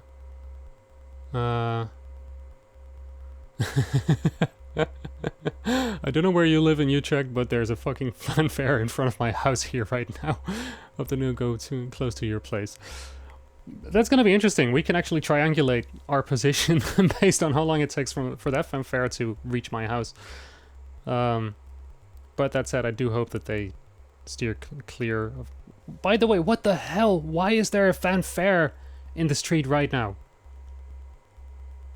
Wait, what? Nah, that can't be. I'm sorry, that didn't really reach through to my head. Like, are we celebrating the end of the pandemic, or are we celebrating the reinvention of Darwinism? What's going on there that they think it's a good idea to go outside and be a fanfare right now?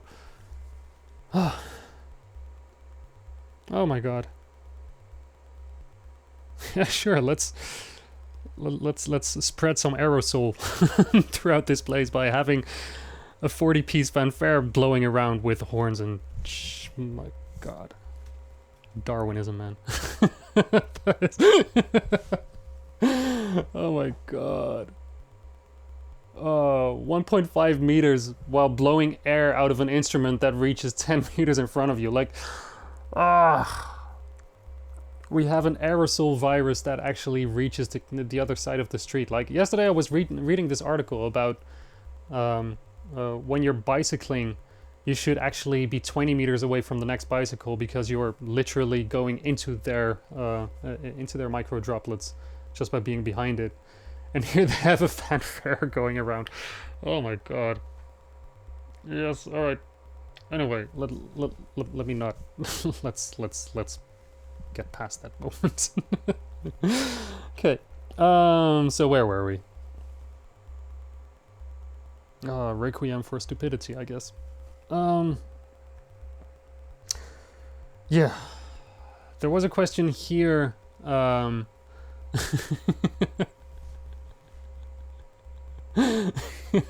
my god. Yes, okay, that really is derp. I mean, I love music and I'm all for spreading joy and stuff like that, but I think they're spreading a little bit more than joy at this point. That's gonna be a no for me, man.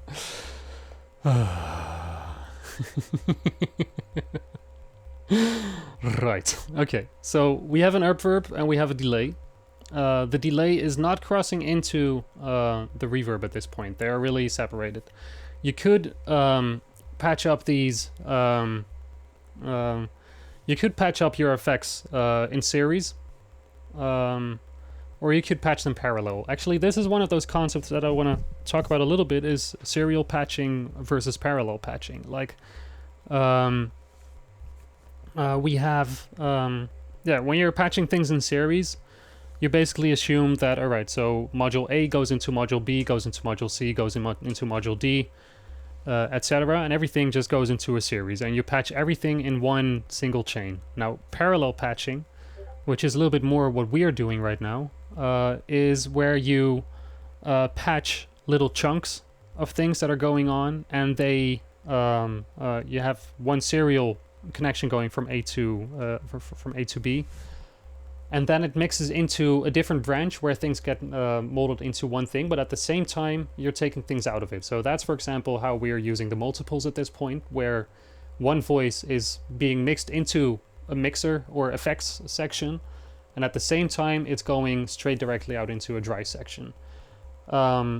The same applies right now to how we're using these effects. Everything is going in parallel at this point.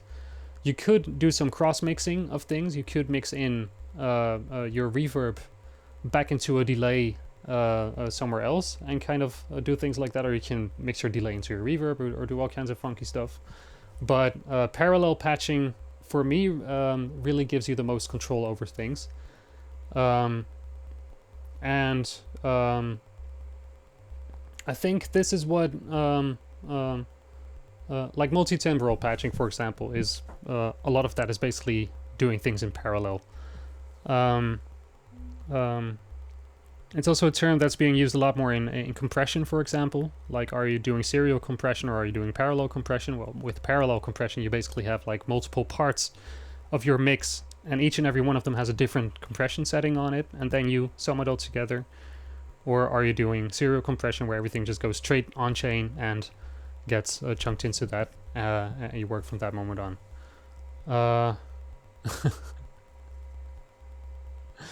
Oh man. Meanwhile, people are talking about 5G. Oh man. Ugh. Yeah, I'm not even gonna... Oh my god. So, yeah, stuff.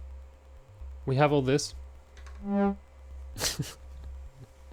Let me get back into this zone. I'm still kind of shook by the whole fanfare thing, and I guess it's kind of in the same vein as the 5G theory, where sure, let's flip a switch and send out an electro pulse and give everyone a biological virus. Sure, because that's how biological things happen. Oh my god. Anyway, so we have this patched up, and we were talking about compression earlier, right?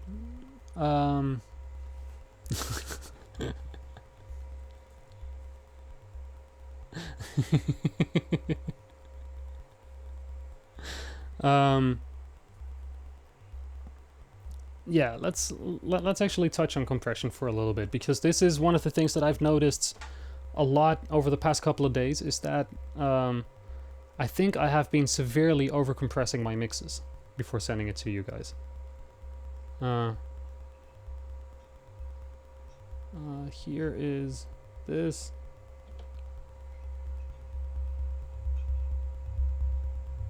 I'm just gonna send out all this sound, and then we're gonna listen to a couple of compression settings for a little bit.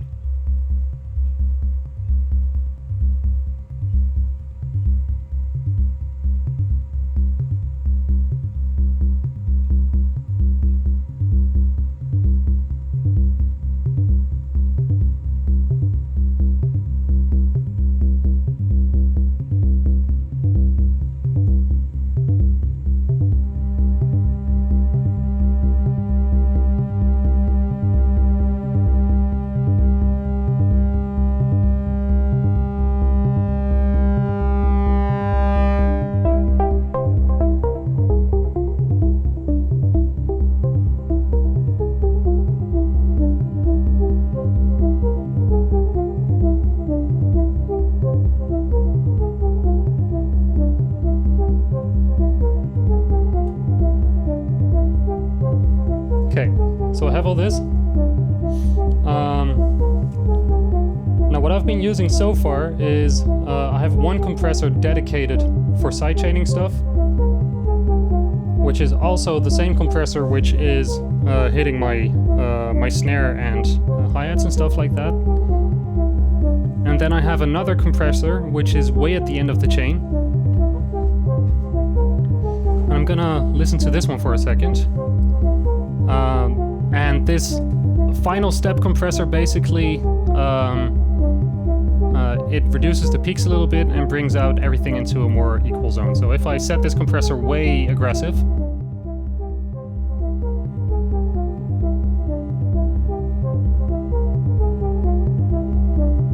you hear how everything is going to sound a lot flatter at this point. Because it's just bringing everything into kind of this equal zone, and it's all the movement and all the good bits that we just had out of making these layers of things. It feels like it kind of breaks it. Like all these same parts are still here, but dynamically everything is just completely flat at this point.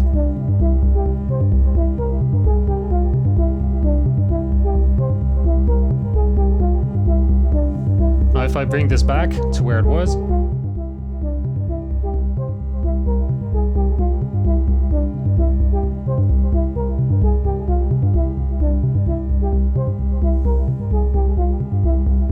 everything sounds a slight little bit deeper. Like there's a bit, there's more distance between things. It's kind of like a 3D image you get going all of a sudden. It's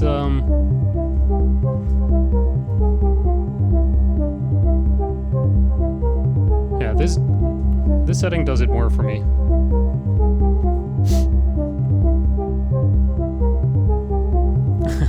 And indeed, now if you wanted to win the loudness wars, that's exactly what you do before applying a limiter. This is true. It's the reason why you would really want to flatten everything is because you want to have your music scream as loud as possible, and as soon as you hit it on the dance floor, everything just goes to up in a puff of smoke and confetti everywhere. But it kind of does destroy any dynamics you have going on. Because basically when you do something like that, it just reduces everything too. It takes away all the peaks and stuff like that, and it also brings everything that's in the background way to the front in a way. So that's one of those things.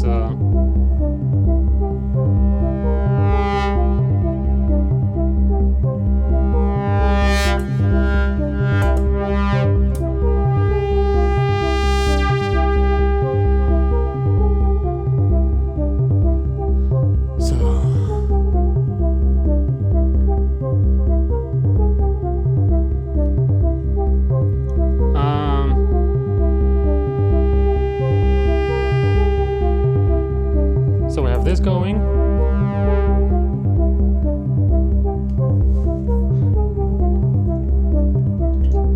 Now what I've been doing with this single note here, I gave this one delay too, even though it's just a single tone. And the reason for that is because it kind of mangles itself with its own single note, and it stacks it, and it starts, yeah, just making everything a little bit more creamy in a way.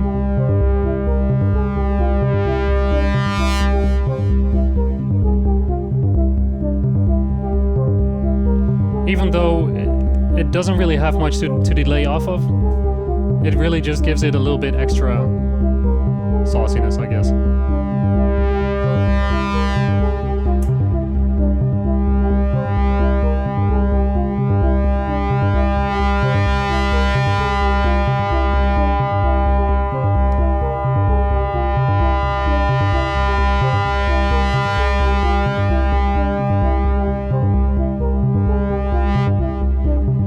So there we go. Which sequencer is running? Right now it's the ER101, which is running everything. Well, let's make this track 2. I'm gonna make it a little bit longer, and again I'm gonna pick only notes that fit in this on the root that we have going right now.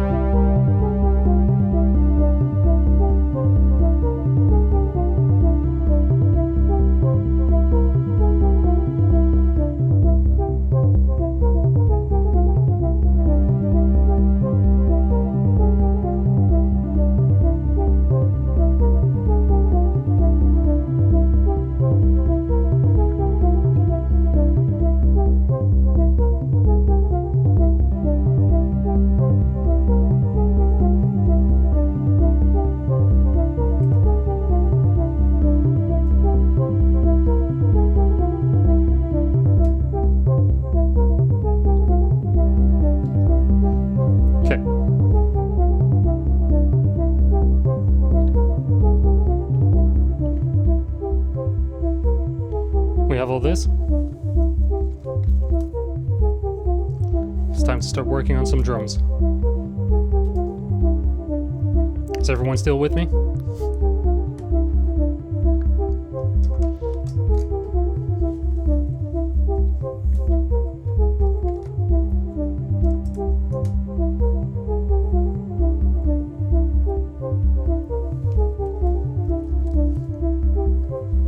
Let's do this. Alright.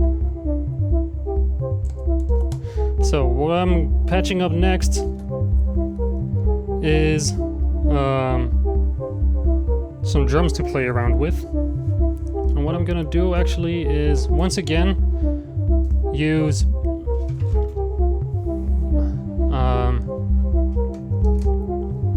both high pass and low pass on my kick drum. Because this gives you a lot of great control to play with, just tone shaping and stuff like that, but also, well, yeah, impact mixing really. So let's take, if you take out the sub from your kick and from your bass line at the same time, you can make some great impact once you bring everything back in. And these are just some extra tools to have when you're doing stuff on the fly.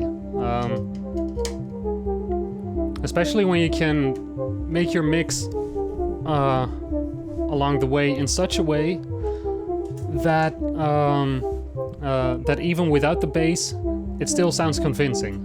You know, if you can make a very impactful sequence on the fly, cut the bass line, and still have it be still keep the drive without a bass or without a kick or without any of that, then as soon as you bring it back in, it kind of feels like all of a sudden you just doubled the intensity on something that already sounded like it was maxed out, you know? So these are little tools that if you keep riding your bass just all the time while you're playing, then at certain unexpected moments you can just bring everything back in there.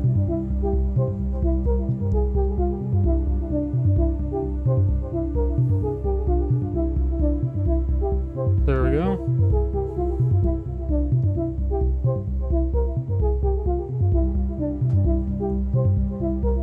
Now I have this patched in here.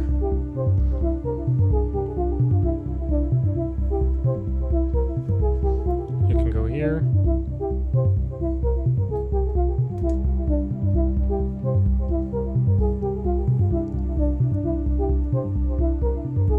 And I can give the kick its own.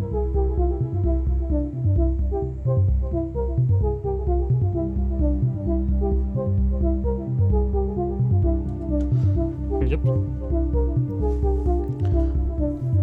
Now this is also the first point where I'm gonna use one of my sidechain techniques.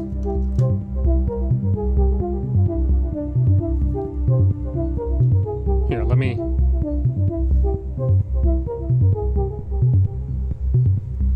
I see a question popping up here.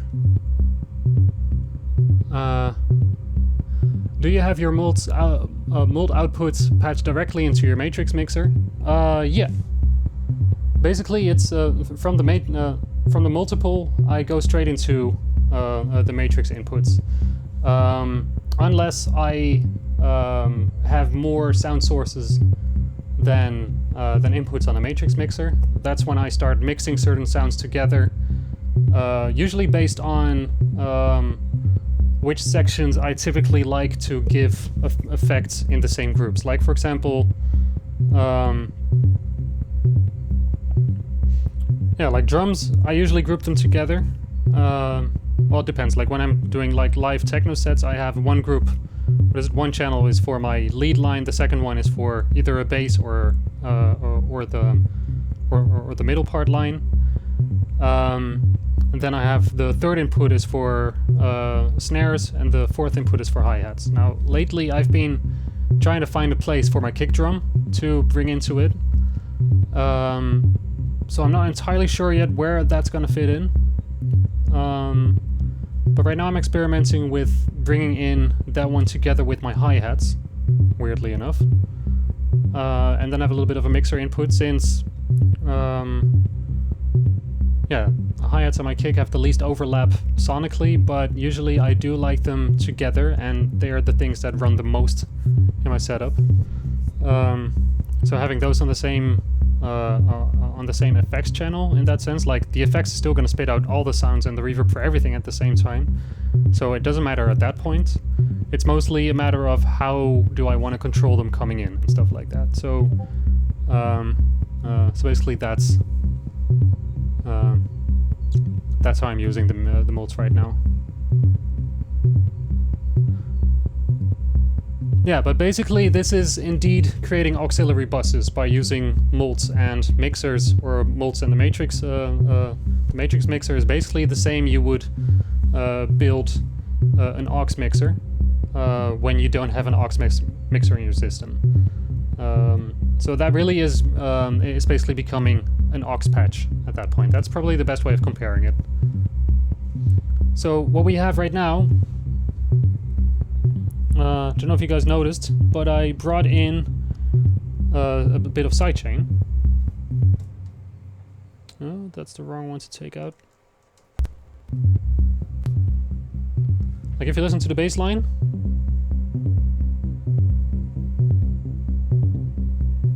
and now I start sidechaining it. Why are you now not deciding to... Ah, there we go. This cable is dead. That's it. This cable needs to go. That's always a thing. There we go. DB Pollen, thanks again. Thank you so much. I will invest your contribution wisely. Thanks. So.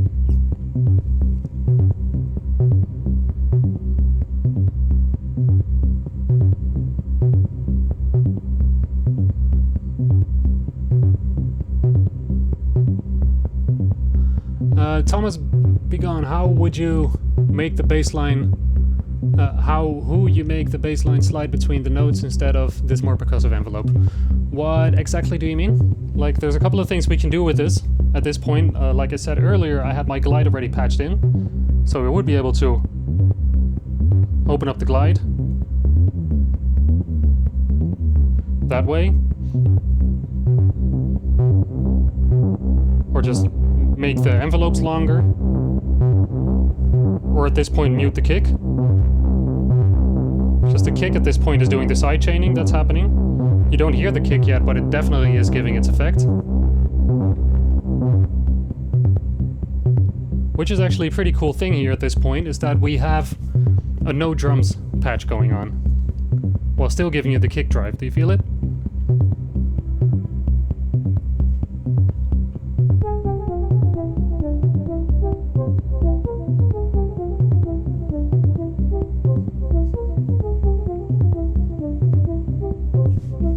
Right now the glide, I see a question here, is the glide coming from the Slow Minotaur or the Metropolis? The glide is coming from the glide noise module from the AJH synth company, and this is basically a slew limiter. You can decide either to only slew up or down, or slew both ways.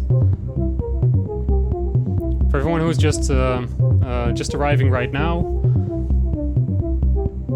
today has been a way more technical patch of sorts. Everything is a lot slower, and I am really just going in depth on each and every step that I'm taking for all the modules that I'm bringing in. So,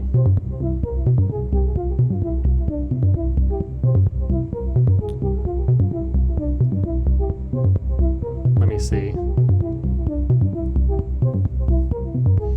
So here we have this part. I see a question about the trumpet. Probably not touching that thing for a while to come. But here's that sidechain thing we had going on. And it just gives like an extra rhythmic pulse on top of what's already happening. And the reason why this sidechain is fantastic here is because, especially with kick drum and bass lines, they usually reach the same, let me see. Yeah, they're basically saturating in the same frequency range. So by adding a sidechain on your baseline whenever a kick is high, you are also kind of making a stop and go signal. Like it's almost a red light signal for one frequency source and a go signal for the other one. And they're kind of going to alternate each other when going high. You can apply this very softly and really make your mix shine that way, because all of a sudden there's a lot more room for your kick to shine through and for your bass to shine through. If you have the two of them together, you can kind of risk having very muddy bass lines and stuff like that. And also it gives you the rhythmical extra goodness. See a little question about my headset? Let me see. This is the Biodynamic DT797. Pro tip, when you get it, it does need phantom power, even though it says it's a dynamic mic. So this cost me about half a day to figure out. So yeah, we have that kick patch going there in the background. What I'm doing next is I'm gonna take the dry signal of that kick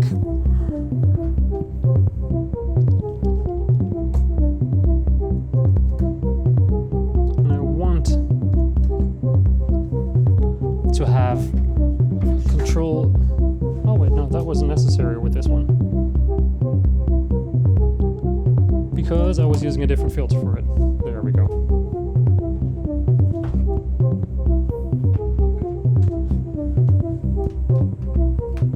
Now here we're gonna bring in the kick itself. And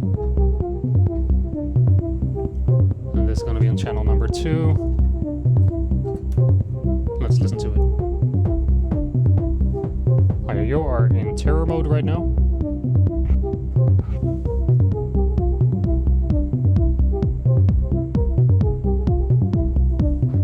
I don't like the tone of this kick right now, so let's fix that.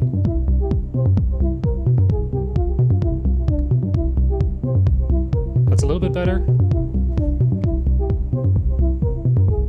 That's much better.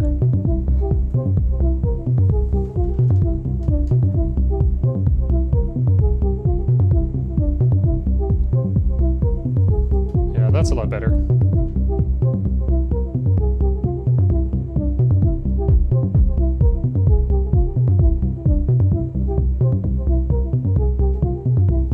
Okay.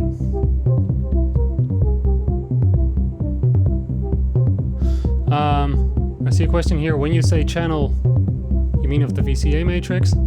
It depends. Like I have a couple of like my full recording setup right now, and the full way I'm doing things is what you guys are not seeing right now, right out of frame, is my mixer setup. And when I'm recording things, all of these signals are going to their individual inputs.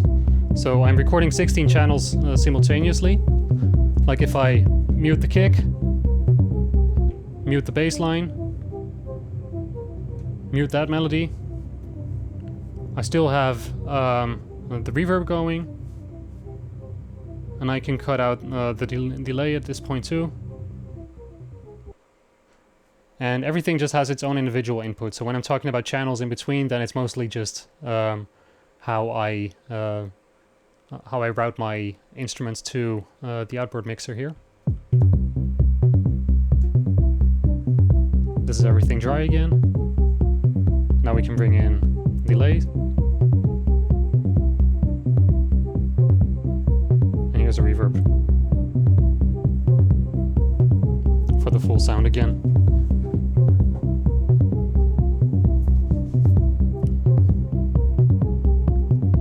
Now, do you guys remember what I was saying about the bass line and the bottoming out effect?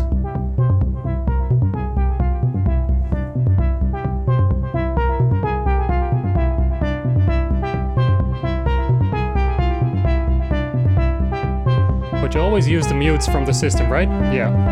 I hardly ever use the mixer to do anything. I just mute things either with filters or I mute them directly with mute stops and such.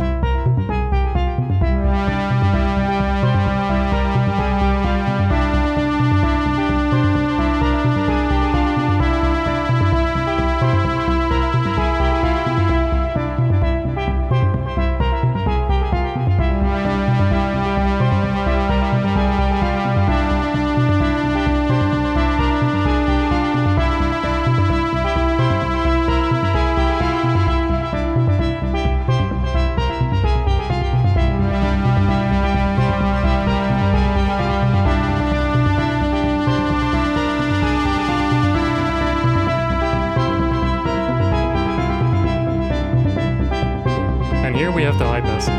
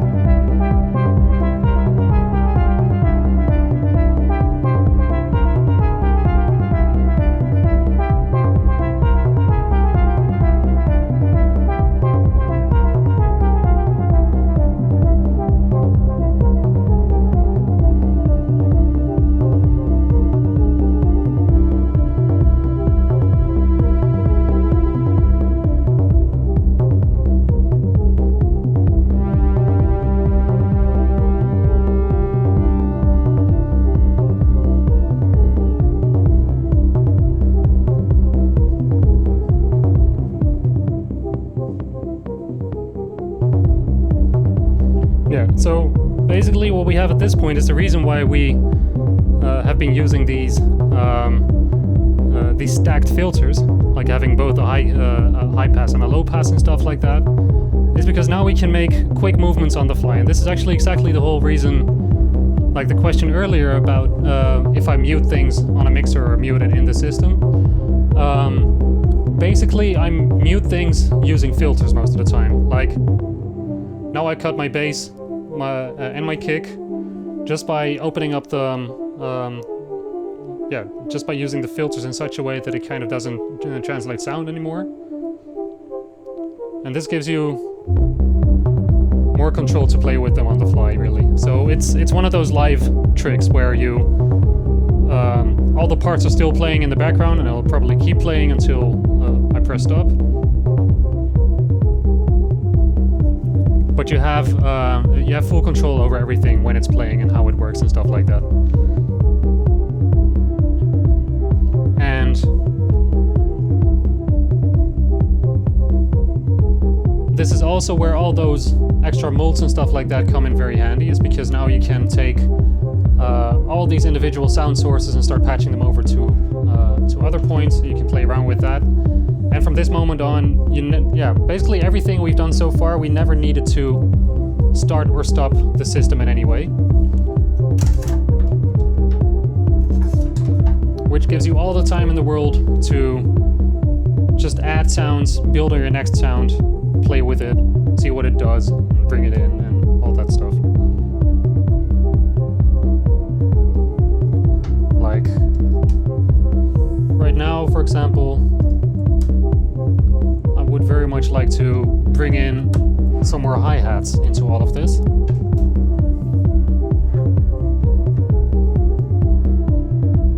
And I wouldn't like to have to stop anything while I do this. Now, of course, when doing live patching, you have to kind of keep an eye on how long it takes to do certain things. So earlier I remember a couple of years back when I was doing these streams, I was always talking about let me see. One of the things I was always talking about was kind of your pillars of creation in a way, where you take. Well, yeah, there's always a certain order to build certain things, like especially at the start of something, there's the tension of whatever you're doing comes from a couple of sources at the same time. And when you're starting from scratch, you want enough sound sources to make a tension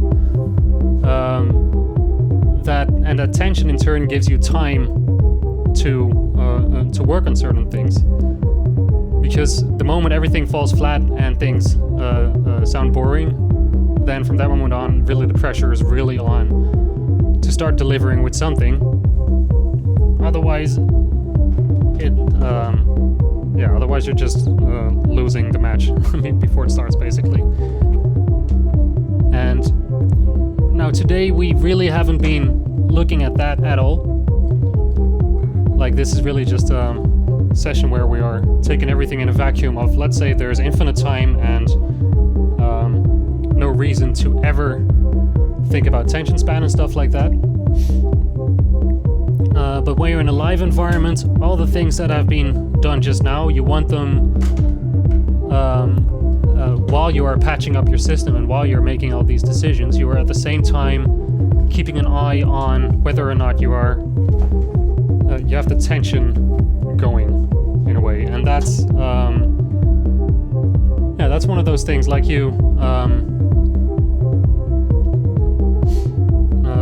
usually when I start, I try to build up some sort of tension with one section of things before I move on to the next thing. And that tension can keep running in the background while I'm doing something completely different, and still that is buying me time to build something else into it. And the more you do it, the more of the whole sculpture comes out of it. And the more relaxed you can play around with it, really. Let's see if this is actually doing something yet at this point. Of course not.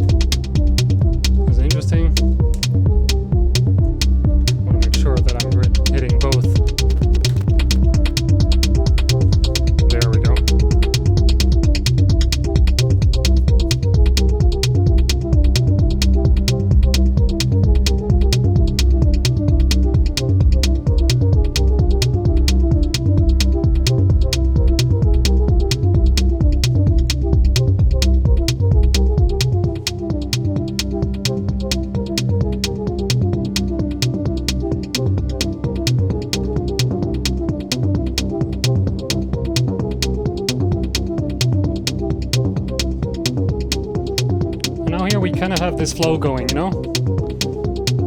I could probably leave this looping for a little bit. Switch one of these things every now and then, just to play around with that tension before I bring in the next section of the groove that we want to have going on here.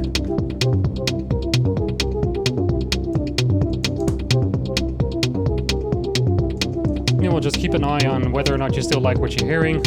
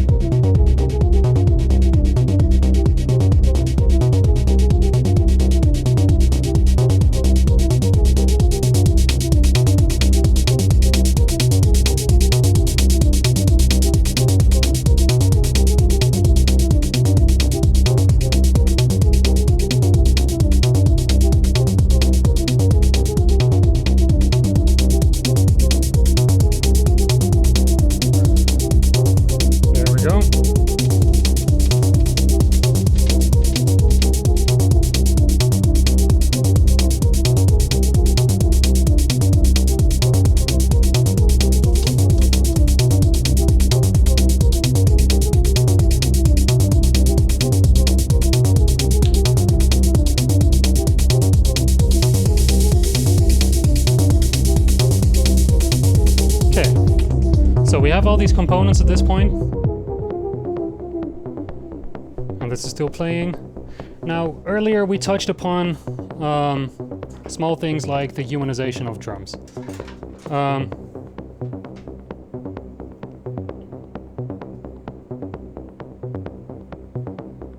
It's funny, I have no clue if everything is actually in tune at this point, but it's one of those things that always messes with my head when I do a high cut or what is a low cut on certain things, like a bass line. All of a sudden everything sounds like a different pitch than it was running before. Like...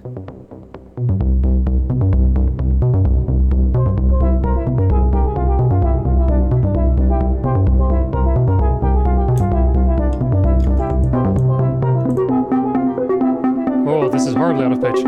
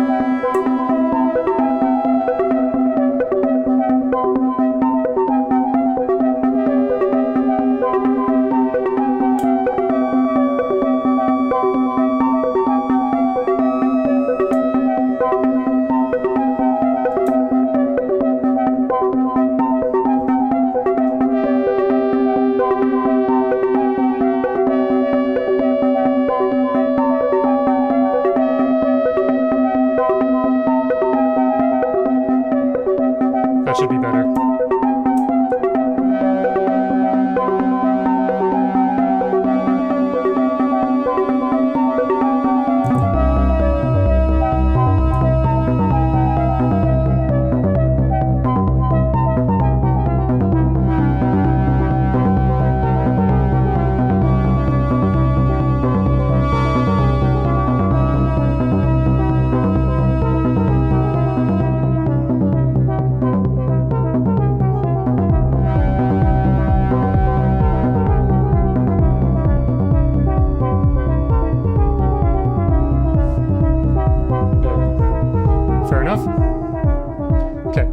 Check that for a second. So this is all good. Yeah, that was it. Drums. We wanted to humanize drums ever so slightly. And for this, I am basically just using stuff like LFOs into decay CV inputs and stuff like that. Basically, whenever you have a CV input on something, just try it. See what it does. Have something moving in there.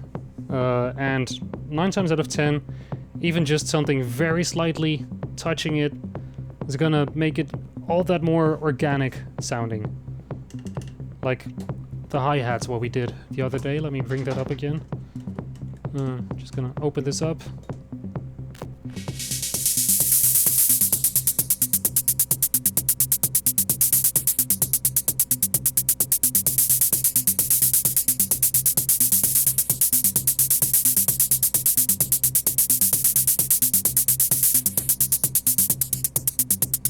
Yeah, here we go.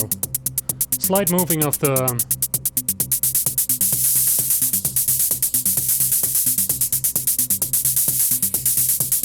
all of a sudden we got slight movements going on here.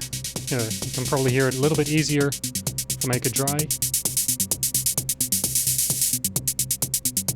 And I don't have to do anything for this right now, and this is just gonna keep sounding like there's something moving in there.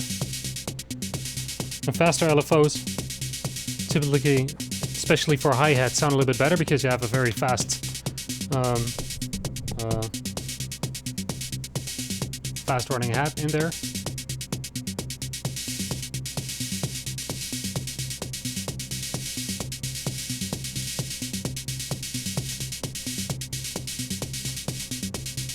Yeah, this to me sounds a lot more interesting than just a straight hi-hat. Let's bring back the delay.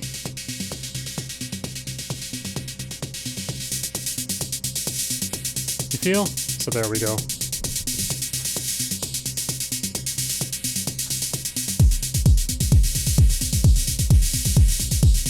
And here you also hear the delay going on the kick now.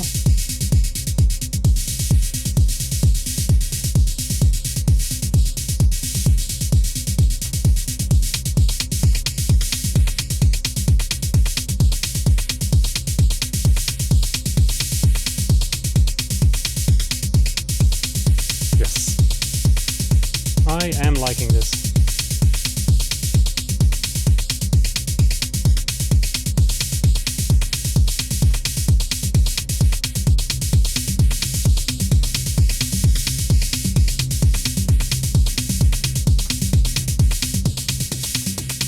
And since we patched everything in such a way that we have full control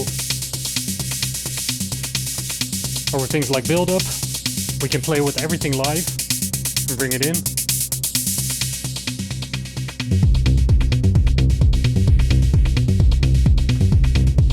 See?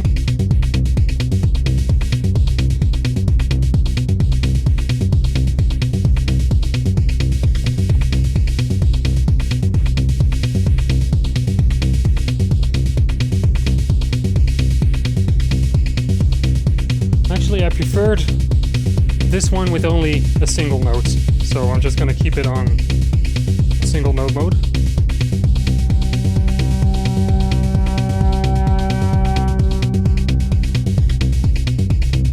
This for me is already enough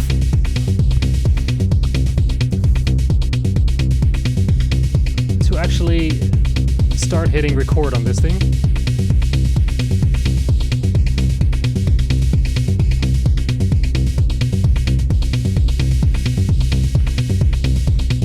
Alright, there's one last thing that I want to patch into this thing, which is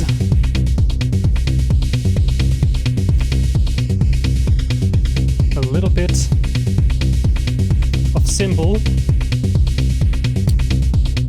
Now there's one thing with this cymbal that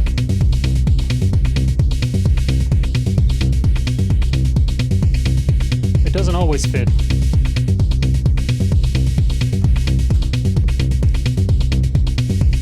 It feels like it's the least flexible sound in the set, but it gives so much nastiness over things, so I kind of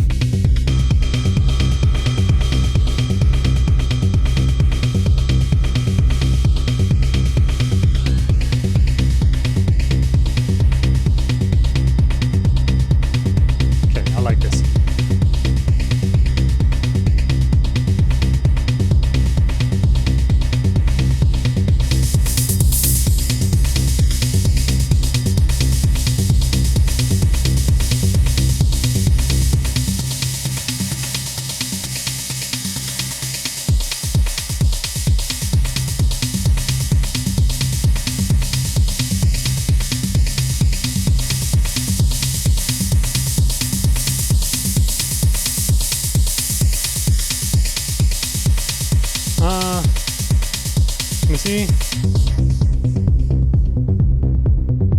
Okay, there we go. I see a question here. Does the delay on the kick have a high pass filter? I'm usually a bit wary to put a delay on the kick, but this sounds good. This kick, it doesn't have a high pass filter. It does have a low pass filter on it, a little bit. And also the kick itself, I cut off the most clicky end. if I fully open it up, it's gonna get a little bit too oppressive for me. But what I want out of this kick, really, all I want is to just give me a pulse. I don't want it to be oppressive. I don't want it to be on top of everything. I just want it to be there. And really just to anchor on it and to float away. Like, this is all it needs to do for me. It doesn't need to be anything more aggressive than this.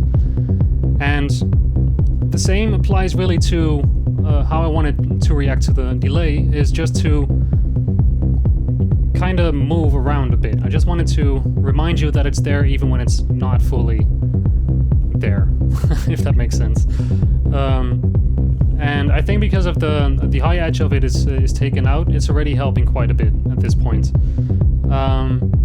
We could experiment and see, do I have another high pass? What we could do... No, probably that's not the way to go, because the bulk of the energy is really situated right here. So this is probably gonna work out pretty well.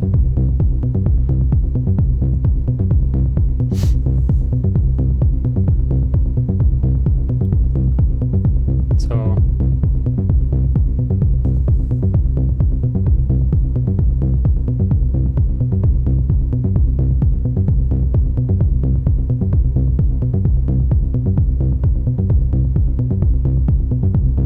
oh yeah, by the way,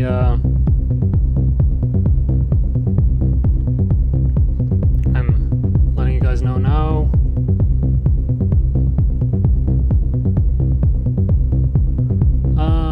Here, let's see. Something I wanna do, I think this is a good time for that, is if there's any new people here right now in the stream, it is time to invite you all to the Discord channel. At the mention of Discord, usually there's a lot of people in Twitch that start linking the Discord. Let me see if they beat me to it. Here I have it. Is that the right one? Yeah, okay, so basically there's a Discord channel, and this this Discord community has started like 2 weeks back. This is hilarious. Duman does !Discord and Snow responds with join the Discord community. Dude, awesome. Anyway, oh wait, what? How does that work? Mind blown. There's some wizardry going on there, but someone did !Patreon, and right away Snow responded with that too, so I'm gonna have to ask you how the hell you're doing that. That's fantastic. Anyway. Snow is a bot. Oh my god, you guys automated stuff. My god, alright.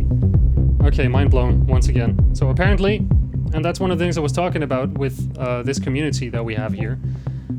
This community is awesome. For everyone who is here for the first time, do a raise of hands. Do a show of hands when you're listening to this stream right now for the first time, because I'm very curious to see more about that. Like, I've been streaming for 27 days straight so far, with one or two exceptions, and a lot of these people have been here for each and every first time. Oh wow, here you go. Hey guys, welcome Biotechnic, Cold Dusty Slaw, Thunderpie, Yamatha, Dillida, you all, Robert Cunningham. Oh, I see a lot of first-timers here. Oh my god, all you people, welcome so much. I'd like to invite you to become a part of the Discord community that we have started 2 weeks ago. I'm speaking a lot in terms of we, because really it has become a movement by now. 2 weeks back I started a Discord, just to kind of connect with people between the streams and stuff like that, and to share cat pictures and, you know, just the random stuff. We have grown into this collective of 2,500 people by now. Like, seriously, at this point, we are, I think, a few away from, just shy of 2,500 people. And it really has grown out of hand. Like, this community is probably the most exciting thing that I've witnessed happen in many, many, many years' time. It's absolutely ridiculous. And the cool thing about it is that this community of people is so engaged and so very much on top of things that, for example, this automation of things, of someone doing, of someone just saying like Discord, and all of a sudden someone else just has something coded into it.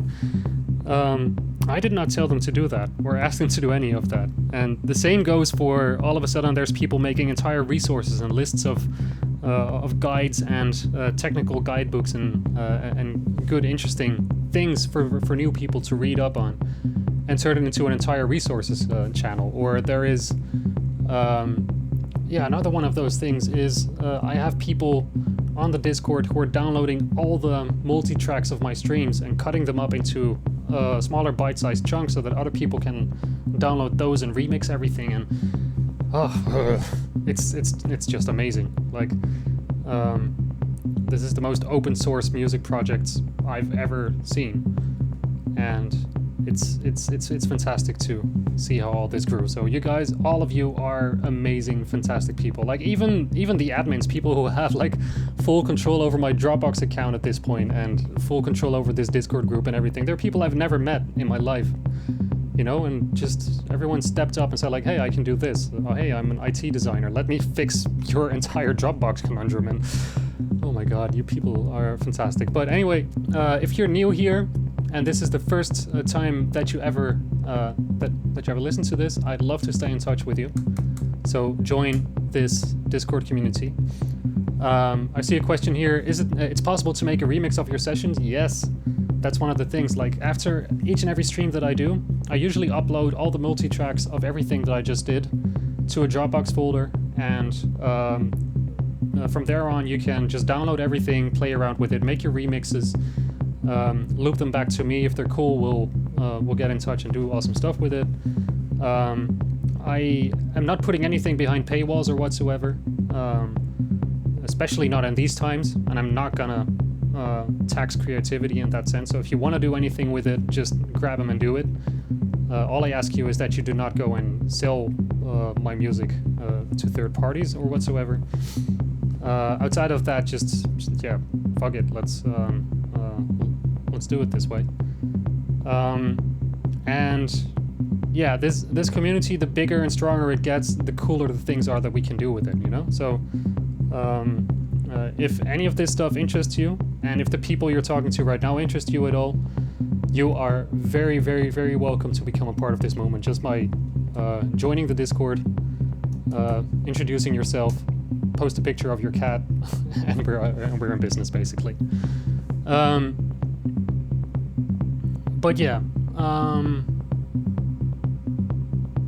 that's what this comes down to. So yeah, hope to see you all inside. Now, what we have right now is I have this bass line, I have this one note melody, or melody, just this drone, and we have this melody. I have a little bit of drums, and I have some more drums over here. These drums are a little bit harsh, if you ask me. Let me take that down a little bit.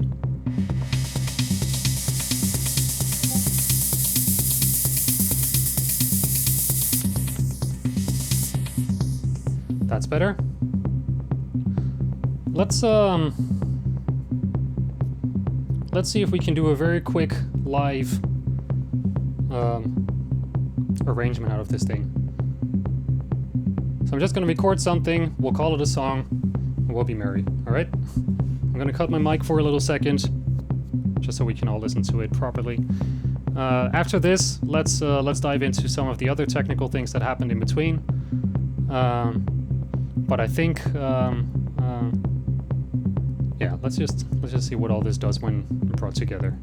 Alright guys, see you in a bit. Join the Discord, be one of us. One of us, one of us, one of us, one of us. Cheers.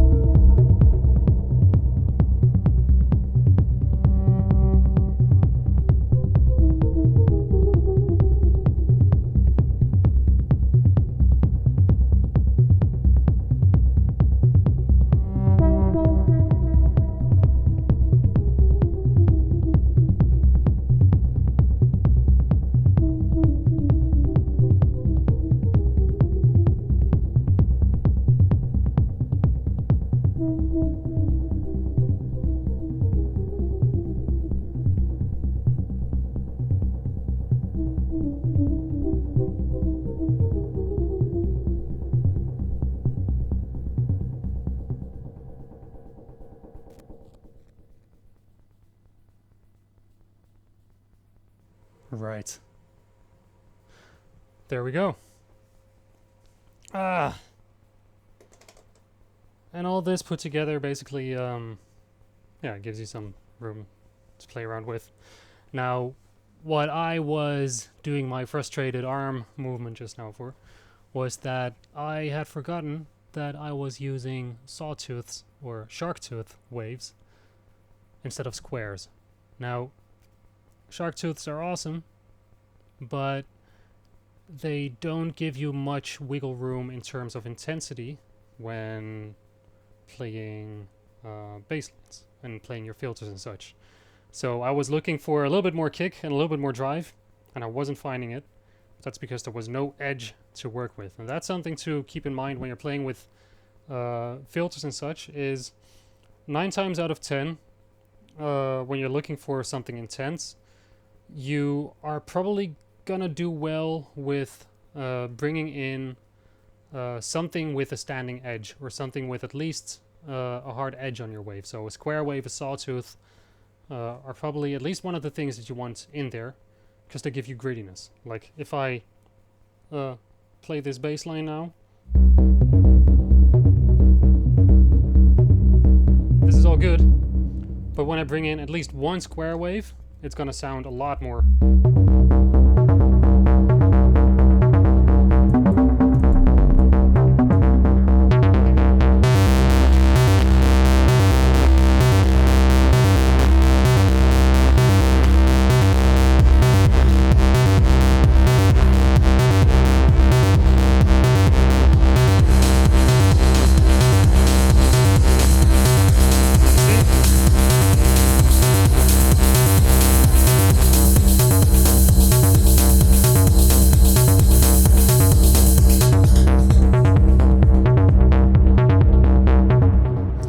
Really just for the purposes of giving you a little bit more extra wiggle room to play around with, is just give yourself at least one wave of it.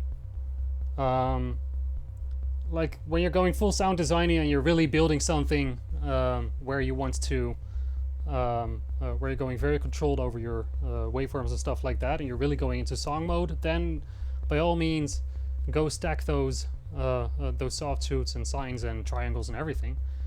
But in a live environment and something where you're going for something on the fly, you're just gonna really cut with very rough particles, basically. It's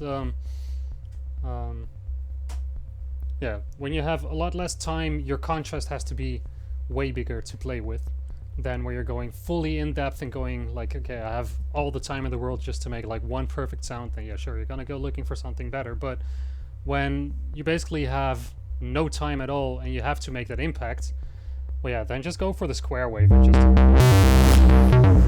I mean, it's gonna do what it needs to do and give you a lot of joy in the process. So yeah, that's something to keep in mind. Like when you're looking for something extra, you're probably not using the right edge on it. So it's not been asked a lot today. Are you still recording? I am recording, actually. This last entire section is what I recorded. The rest of it I did not, but I'll probably leave the YouTube video up and open, even though probably when looking back at it, it's not really a very organized and structured thing. But I did feel like explaining this patch flow at least was something to do today. And actually, I think we did cover everything. We started with our clocks, parallel patching versus serial patching, the proper use of mults, using mults as an aux mixer, basically, different things with waveforms, inputs on your filter, like the frequency CV over just opening up your filter manually. Yeah, I think we talked through a lot of stuff today. So yeah, this is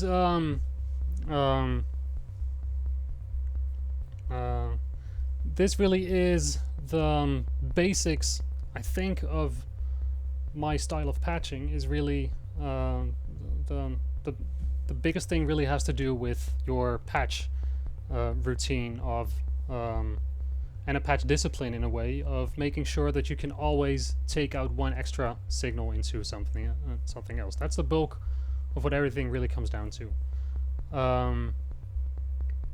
And from there on, just having full control over each and every section at any point, because now you have all these little sections and subsections and things that you can play around with without having to take everything apart. And yeah, at this point I'm just going to be repeating myself. But thank you all very much again for today. If this is the kind of session that you guys enjoy, I will definitely be doing more of them. I do get that for the people who just came here just to rock out on some music, this was probably not your best session, but I really felt like covering some of the more technical bases of certain things. So yeah, if sessions like these are at all wanted, I'll probably be doing more of these. Tomorrow is going to be an evening session again. I will probably just go full ham on that one again. For those of you who were here for the first time, thank you so much for being here. And yeah, as I said earlier, go join this Discord thing, because this is where all the good stuff happens. Once every 2 weeks, once a week, once or every two, yeah, sure, we'll figure something out for that. But yeah, I think this is it for today. Thank you all so much for being here. Next time we can go a little bit deeper into things. Over at Twitch, thank you so much for linking the Patreon just now. I'm gonna link this Patreon here too. I made one just to support all these sessions, and especially now that I'm getting all these extra subscriptions to run the back end of stuff. We just last week figured out what the true cost would be of sharing all these things, but I'm just going to do them anyway. But if you guys want to contribute in any shape or form, this is the link for that. All the funds that go towards this are directly going back into cool new features for this community that we have going. There's no obligation whatsoever to do any of that. Your mere presence is all the support I can wish for. What I will say is that there is a full unreleased record on Patreon that probably is never going to be released in a different way, and a couple of extra songs that probably won't see the light of day in any other form. So go ahead and check it out. But yeah, the Discord, cool stuff, cool beans. I'm dead. I need something to drink. I am done. Thank you all for being here. This was a very fun day, and hope to see you around again soon. Cheers, guys. Yeah, flavor.